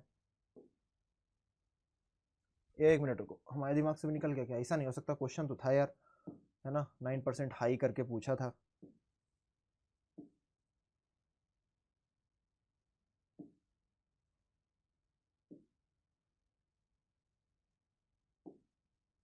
ये है तो यार, चौथा ही क्वेश्चन था। The Indian FMCG industry grew by 16% in 2021, a 9 year despite nation wide lockdown because. ठीक है ना, आंसर तुमको वहीं पर मिल चुका है। पीछे आ जाओ वापस से, ठीक है, फिर से पीछे आओ। इसमें आगे पीछे करने में हो सकता है कोई लोग कंफ्यूज हो जाओ, पर कोई बात नहीं, थोड़ा 1-2 बार कंफ्यूज हो गए उसके बाद कंफ्यूजन भी बंद हो जाएगी, थोड़ा तो होना पड़ेगा। आगे real household spending in projected to increase 9.1% after the 2021। ज्यादा संख्या मत पढ़ो, पूछा नहीं तुमसे। डिक्रीज ऑफ 9.3% 2020 में। Economic impaction, pandemic, price increase across product category will offset the impact of rising raw material prices along with the volume growth. ठीक है, the FMCG sector has received good investment and support from the government. भैया government से इसको क्या मिला? पैसा मिला है काफी। ठीक है ना, जो एफएमसीजी सेक्टर है इसको गवर्नमेंट से पैसा मिला है। The sector witnessed healthy FDI, foreign deposit index मिला है भैया ढंग का 2000 में, है ना, मार्च 2022 तक। Furthermore as per the union budget 2022 says a substantial amount has been allocated to the department of consumer affairs. यानी कि कैसे हेल्प कर रही गवर्नमेंट, क्वेश्चन पूछा है वहीं पर बताना ये सारी चीजें कि भैया हमारे यूनियन बजट में भी इनको ज्यादा इनका कंजम्पशन बढ़ा दिया गया, इंक्रीज कर दिया गया, इनका amount has been allocated to the department of the food and public distribution. In 2021-22 the government approved production linked incentive यानी कि PS incentive scheme for food processing industry with an outlay of the larger amount to help Indian brands of food products in the क्या बोल रहा है भैया? International market. तो भैया international market question पूछ रहा है ना, किस तरीके से तुम अगर क्वेश्चन याद रखोगे तो जहां जहां तुम्हें दिखेगा क्वेश्चन, देखो रुको, ये नहीं पूछ बताया अभी। What do you think gives the opportunity to the exports, exports नहीं बताया लेकिन ये बता दिया है अभी, रुको। FMCG rural sector being on track, ये तो अभी देख लेंगे। कंप्लीट द सेटमेंट, ये भी कर लिया तुमने, ये 5वां तुमने कर लिया है। 6वां, complete the sentence by the sector combination of the increasing income, ये भी तुम करोगे। ये वाला देखो, government trying to help Indian brands of food products international market. यहां पर आया था ना इंटरनेशनल मार्केट में कैसे, तो भैया इनके लिए यूनियन बजट में भैया माल बढ़ा दिया है, ऊपर से इनके लिए स्कीम लेकर के आई लंबी चौड़ी सी, इसका नाम लिख देना, बात खत्म हो जाएगा। ठीक है, बात समझे ना? दोबारा दिखा देते हैं वरना तुम कहोगे नहीं नहीं समझे अभी। इंटरनेशनल मार्केट है ना, food products in the international market, यानी कि इनको इंटरनेशनल मार्केट में कैसे जगह दिलानी है उसके लिए काम किया गया। तो कैसे काम किया गया भैया बता दो कि भैया इनको यूनियन बजट में एक तो पैसा बढ़ाया गया, इंक्रीज किया गया है इनका अमाउंट, और साथ के साथ क्या किया भैया ये वाली स्कीम लेकर के आए PLI SFPI। आगे बढ़ते हैं। The government's production linked incentive PLI scheme gives companies a major opportunity to boost exports. अब आपसे एक क्वेश्चन अभी पूछा जाए किस तरीके से एक्सपोर्ट बढ़ाएगी कंपनी, देखो दूसरा क्वेश्चन यही है, ये ऊपर नीचे किया ना, खेला इन लोगों ने। अब देखो दूसरा क्वेश्चन लास्ट में एकदम, what do you think gives opportunities to boost export, यहीं पर जस्ट लिखा हुआ है किस तरीके से भैया एक्सपोर्ट इनका बढ़ेगा। तो यहीं पर इनका दिया है, कहां पर, पैसेज नंबर 4 की शुरुआत में ही दे रखा है, कहां दिया है ये देखो, ये दिया हुआ है तुम्हारा आंसर कि भैया the government's production linked incentive scheme gives companies a major opportunities to boost export. ये आंसर आ गया, ये क्वेश्चन नंबर 2 का आंसर है, ठीक है ना। और दिया कब है, चौथे वाले पैसेज में दिया। तो ये तुम्हारे साथ खेलेगा भाई, CBSE करने वाला खेलेगा, टाइम वेस्ट ही करवा सकता है। आंसर तो बेटा तुम्हारे गलत होंगे नहीं क्योंकि भैया तुम आदित्य भैया पढ़ करके जा रहे हो, लेकिन टाइम वेस्ट ही भरपूर करवाने की कोशिश करेगा, लेकिन तुम वो भी नहीं करोगे। बस क्वेश्चन एक बार पढ़ करके दिमाग में रखो, जैसे मेरे दिमाग क्लिक हो जाता है ना, वापस जाते हैं हम, ऐसे ही करो लगातार। और तुम्हारे पास तो पेपर होगा आगे पीछे करो, हमको तो ऊपर नीचे करना पड़ रहा है, इतना टाइम वेस्ट हो रहा है। और पढ़ लो इसको, और क्या बचा, ठीक है ना। The further outlook of the FMCG rural sector looks on track, है ना भैया। अब देखो यहां पर rural sector looks on track, कोई ना कोई क्वेश्चन में ऐसा था। Rural consumption has increase, rural consumption बढ़ गया by combination of increasing income and higher aspirations, ये भी एक क्वेश्चन था। There is an increased demand for brand products in rural India, यानी कि अब ब्रांडेड प्रोडक्ट्स चाहिए उन लोगों को, बस आंसर मिल चुका है तुम लोगों को, ठीक है ना। और पढ़ लो, the growth of organised sector in FMCG is expected to rise with an increase level of brand consciousness augmented by the growth of modern retail. फिलहाल क्वेश्चन सारे के सारे अब खत्म करते हैं क्योंकि हम लोगों ने पढ़ लिया है पूरा का पूरा। आओ, पहला कर लिया, दूसरा कर लिया, अपॉर्चुनिटी कैसे मिलेगी, फोर्थ वाले क्या बोला मैंने, दूसरा वाला क्वेश्चन कैसे होगा, फोर्थ वाले पैसेज का उसमें लाइन मिलेगी, PLI स्कीम से एक्सपोर्ट बढ़ेगा, ठीक है। तीसरा क्वेश्चन अभी नहीं किया, कर लेते हैं। तीसरा क्वेश्चन क्या बोल रहा है आपसे, क्वेश्चन बोल रहा है select the option that displays the most likely reason for FMCG rural sector being on track. अरे भैया ब्रांडेड आइटम मांगता है उनको, बोलो PLI स्कीम डोंट, ना ब्रांडेड ब्रांडेड ब्रांडेड ब्रांडेड, हाँ buy branded products in the villages too, है ना, खत्म बात। ऑप्शन नंबर डी, हल्के में लेरी पब्लिक। चलो आगे, ये question number 4, complete the sentence based on the following, ये बता दिया तुमको 9 ईयर हाई वाला। क्वेश्चन नंबर 5 बता दिया, क्वेश्चन नंबर 5 का दूसरा वाला भी बता दिया, ठीक है। छठवां नंबर देखते हैं, आओ छठवां नंबर क्या बोला है, complete the sentence, the combination of increased income higher aspiration level in the rural areas led to, भैया वो भी ब्रांडेड प्रोडक्ट्स चाहने लग गए, the demand for the branded products. Option number B is absolutely correct. दुर्राटे कट रहे, बस ऐसे ही कटेंगे बेटा। नेक्स्ट क्वेश्चन आगे देखते हैं, how is the government trying to help Indian brands food products in international market. शुरुआत से दूसरे वाले ऑप्शन, दूसरे वाले पैसेज में तुम जाओगे, वहां पे तुमको आंसर मिलेगा किस तरीके से हेल्प कर रहे हैं भैया इनको इंटरनेशनल मार्केट के लिए स्कीम लाए हैं, और अर्बन जो इनका क्या बोलते हैं कि इनके जो यूनियन बजट है उसमें इनका वैल्यू इंक्रीज की गई, पैसा ज्यादा मिला है। क्वेश्चन नंबर 8 क्या बोलता है भैया, क्वेश्चन नंबर 8 जानना चाहता है, complete the given sentence by selecting the most appropriate option. The concluding paragraph of the passage makes a clear case. भैया कंक्लूडिंग पैराग्राफ हमको क्या बताता है, that the rural people also want branded products, ये बात बिल्कुल ठीक है। That the FMCG industry will not focus, will focus तो गलत हो गया। For the role of data analysis की बात ही नहीं की। For the governments role by providing incentives, provide करती है लेकिन गवर्नमेंट के रोल के ऊपर केवल बात नहीं की, बात की कि भैया ये भी ब्रांडेड प्रोडक्ट चाहते हैं, और वो ब्रांडेड प्रोडक्ट चाहते हैं, इसीलिए रूरल जो इन्वेस्टमेंट है वो बढ़ेगा, रूरल FMCG मार्केट बढ़ता चला जाएगा। तो option number A is absolutely correct here. 9th number question is what will be the impact of increase level of brand consciousness. Brand consciousness बढ़ेगा तो लोग ब्रांडेड आइटम्स और ज्यादा खरीदना चाहेंगे, और ये जितना भी FMCG मार्केट हो और ज्यादा बूस्ट करेगा। लास्ट क्वेश्चन मैंने बता दिया था आपको, नहीं बताया तो बता देंगे। Based on the reading of the passage correct, हाँ ये बता दिया क्वेश्चन नंबर 10 भी, ठीक है ना। अब हमारे पास आता है सेक्शन नंबर बी। तो यहां पर हमने सेक्शन नंबर कौन सा खत्म कर लिया भैया, ए खत्म कर लिया, और सेक्शन नंबर सी खत्म कर लिया, यानी 22 नंबर इस पेपर के हिसाब से मत सोचो, अपने 2024 के हिसाब से सोचो, 2023 के 2024 के 22 नंबर कर लिए, 40 नंबर कर लिए, 62 नंबर में खेला होबे, बचा कितना 18 नंबर, बाकी स्कूल वाले 20 नंबर प्रैक्टिकल के तुमको मिल ही जाएंगे, ठीक है। अब 18 नंबर में क्या भैया, आर्टिकल राइटिंग है, दुनिया भर की सारी राइटिंग है। अब इन सब की बारी आई है, आओ बात करते हैं। अब इसमें क्वेश्चंस देख लेते हैं, फिर हम तुमको इसका एक, और इससे तुमसे पूछेंगे भी कि जो हम आज तरीका कर रहे हो ठीक है, या फिर आपको अगली बार से डिटेल चाहिए इसका भी, क्योंकि पहले से ही 2 घंटे का लगभग वीडियो बनी चुका होगा। क्वेश्चन पढ़ते हैं, क्वेश्चन क्या पूछ रहा है, a sea storm is expected to hit the states of the east coast. क्या बोल रहा है भैया, एक सी स्टॉर्म है जो एक्सपेक्टेड है कि भैया हिट करेगा states of the east coast of the country within 72 hours. आपको क्या लिखना है भैया, या तो रोहित या रीना के तौर पर डायरेक्टर जनरल कोस्ट गार्ड हो आप उड़ीसा के, राइट अ नोटिस लिखनी है आपको 50 वर्ड्स में। कितने वर्ड्स में, 50 वर्ड्स में। वार्न करना है फिशरमैन को, tourist and general public to take all safety precautions and not venture into sea, mention relevant details. ठीक है ना। साथ ही साथ ये आपका नोटिस राइटिंग होगी, शुरुआत में आपकी नोटिस आ गई। उसके बाद क्या पूछा जाएगा, उसके बाद आपसे पूछा जाएगा भैया कि ड्राफ्ट करो एक फॉर्मल इनविटेशन। ठीक है, नोटिस हो गया, फिर इनविटेशन हो गया। उसके बाद क्या आएगा भैया, विनीता विजय हो आप, क्या बताना पड़ेगा भैया, डिनर है। आपको क्या लिखना है यहाँ पर, डिक्लाइनिंग। पहले आप इनविटेशन लो, फिर या फिर उसका रिप्लाई आपको आना चाहिए, फिर उसके बाद एक ही करना है आपको। अब यहाँ पर तीसरे में क्या है भैया, आपको 120 से 150 वर्ड में लिखना है लेटर, लेटर टू एडिटर। दो ही लेटर होते हैं, एक लेटर टू एडिटर होता है, इसमें तुमको एडवर्टीजमेंट वगैरह करनी होती है, और दूसरा तुम्हारा क्या है भैया, ये है viewers road Kanpur sees to following Mansi अमनु advertisement the everyday news and decides to apply for the job of the marketing executive. या तो जॉब वाला, तो या तो जॉब वाला कर लो, या फिर तुम टू द एडिटर वाला कर लो। जॉब वाले का भैया फंडा क्लियर होता है, जो जो यहाँ पर दिया वही वही लिख करके दिखा देना होता है। साथ ही साथ अभी रुक जाओ, ये मत सोचो कि ये क्या कर रहे हैं, तो उड़ाते चले जा रहे हैं। तुमको अभी एक सोल्यूशन दे करके जाएंगे, वो 1 घंटा 40 मिनट का सोल्यूशन है, इसलिए हम इसमें नहीं कर रहे हैं। ठीक है, फिर उसके बाद भैया तुम क्या क्या करना है, आर्टिकल लिखना है, रिपोर्ट लिखनी है।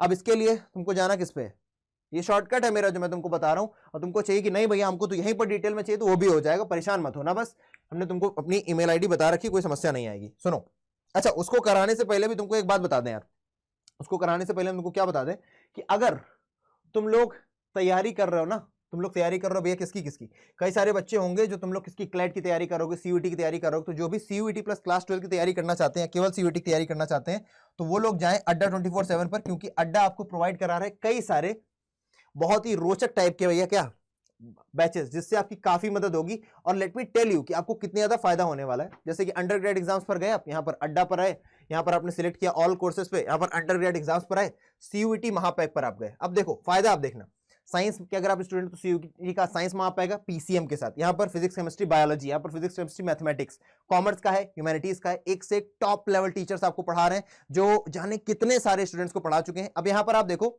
मान लो आप ह्यूमैनिटीज के स्टूडेंट हो और आपने ये वाला कोर्स खोला, आपने कोर्स खोल के क्या देखा भैया, यहाँ पर क्या लिखा है 11,000 और फिलहाल 9,400। जब ये 15% का कोई कोड लगाए, आप इसको हटाओ और आप यहाँ पर एक कोड लगाओगे, और कोड क्या होगा, कोड याद रखना बहुत इंपॉर्टेंट, S743। अड्डा में कोई भी बैच खरीदना, ये कोड हमेशा याद रखना, S743 अप्लाई करो, मैक्सिमम डिस्काउंट मिलेगा बेटा तुमको 17% का। और अंदर की बात, जब तुम एप्लीकेशन इंस्टॉल करोगे तो तुम्हें एक और % एक्स्ट्रा मिलता है कॉइन्स के रूप में, तो 17 + 1 18% हो जाएगा तुम्हारा। ये 9,129 का भी नहीं, 9,019 रुपए का पड़ेगा, 9,009 या 9,019 रुपए का। यानी कि तुम्हारा जो 11,000 की चीज थी वो तुम्हें 9,019 रुपए की मिल रही। अब तुमने कहा कि नहीं हमको सीयूटी का महापैक, अब महापैक ही क्यों लेना बेटा, महापैक के बारे में थोड़ा जानो। कोड तो तुमने समझ लिया, S743 है। देखो 859 लगभग 860 टेस्ट सीरीज मिल रही है तुमको, साथ ही साथ 1000 आवर्स की क्लासेस वो तो मिलेंगी, 293 ई बुक्स मिल रही हैं, 10 बुक्स तुम्हारे घर पर भेजी जाएंगी। अगर तुम क्या बोलते हो साइंस वाले डिपार्टमेंट के हो, साइंस से रिलेटेड बच्चे हो, तो तुम्हें 12 बुक्स तुम्हारे घर पर भेजी जाएंगी। ठीक है ना, कितना कुछ तुमको मिलेगा, इंटरेक्टिव क्लासेस होंगी, ये सारी चीजें कवर होंगी। सीयूटी आर्ट, सीयूटी महापैक और CUT language and general test, ये सारे के सारे तुम्हारे टेस्ट क्या होंगे भैया, कवर होंगे। क्लास 12 का भी तुम्हारा पूरा सिलेबस इसमें कवर कराया जाएगा। ठीक है, तो अगर किसी को कोई समस्या परेशानी नहीं है तो मुझे बता दो। और कोई कहेगा नहीं भैया हमको सिर्फ ह्यूमैनिटीज का चाहिए, और इसके अंतर्गत ये होगा जिसके जितने भी आगे आने वाले बैचेस है ना, सबका फ्री इनरोलमेंट तुम्हें मिलेगा। यानी कि अगर आज क्या बोलते हैं नवंबर है, दिसंबर है, जनवरी, फरवरी, मई तक के जितने भी बैचेस हैं 2023-24 की बात मैं कर रहा हूं, उसके बाद भी कोड हमेशा काम आएगा S743 मैक्सिमम डिस्काउंट के लिए। आप जब ये लगाओगे तो आपको क्या रहेगा भैया, आपको सारे के सारे बैचेस में इनरोलमेंट मिल जाएगा, आपको फिर नहीं खरीदना पड़ेगा। देखने में लग रहा है 9,000 का बैच है, लेकिन ये 9,000 का बैच आपको कुछ नहीं तो आगे आने वाले 17, 18, 20,000 रुपए के बैचेस से बचा रहा है, वो सारे के सारे आपकी झोली में ला करके रख रहा है, क्योंकि एंड टाइम पे आपको करना होगा रिवीजन, वो रिवीजन भी आपकी हेल्प करेगा। अच्छा तुम कह रहे हो कि भैया आप वो बता दो आर्टिकल वगैरह, अभी बता रहे हैं, चलो ठीक है। या फिर तुम क्या जा सकते हो भैया, संघर्ष बैच भी अपने पास, जो कहां मिलेगा तुमको, स्किल K12 पर। यहां पर जाओ सीबीएसई क्लास 12, ये है संघर्ष बैच, यहां पर भी तुम कोड लगाओगे बाय नाउ, ये वाला कूपन हटा करके कूपन लगा देना, कौन सा S743, कौन सा S743। जहां तुमने कूपन लगाया S743, तुमने देखा क्या, तुमने देखा ये चीज जो 7-8 हजार की थी वो 6,640 की हो गई, 1% और भी कम हो जाएगा। अब ये जितने भी तुमने देखे भैया क्या कि भैया हमको ये सारे क्वेश्चंस करने हैं, तो इसके लिए बेटा मैं तुमको बताऊंगा, ह्यूमैनिटीज अड्डा की साइट पर गए, यूट्यूब खोलो, ह्यूमैनिटीज अड्डा पर जाओ, साइट पर नहीं, यूट्यूब खोलो, ह्यूमैनिटीज अड्डा पर जाओ, ह्यूमैनिटीज अड्डा पर इसे क्लिक करो, कर दिया। अब यहाँ पर तुम किस पे जाओगे, यहाँ पर तुम आते ही आते जाओ भैया कहाँ पर, यहाँ पर तुम जाओ भैया प्लेलिस्ट पर। तुम कहाँ गए, प्लेलिस्ट पर। प्लेलिस्ट अब तुम देखना शुरू करो, 3 ईयर PIQ सब भूल जाओ, कुछ नहीं देखना तुमको नीचे आना है। तुमको नीचे आना है और तुमको नीचे आकर के ये दिखाई देगी, गोल्डन वीडियो है ये। जब हमने कितने बच्चे देख चुके हैं, 2 महीने हुए हैं इसको, कितने, कहां गया भाई, प्लेलिस्ट के नाम पे भाग गया, इधर आओ इधर आओ इधर आओ, इसको ऐसे करना पड़ेगा, ठीक है, इसको ऐसे करो।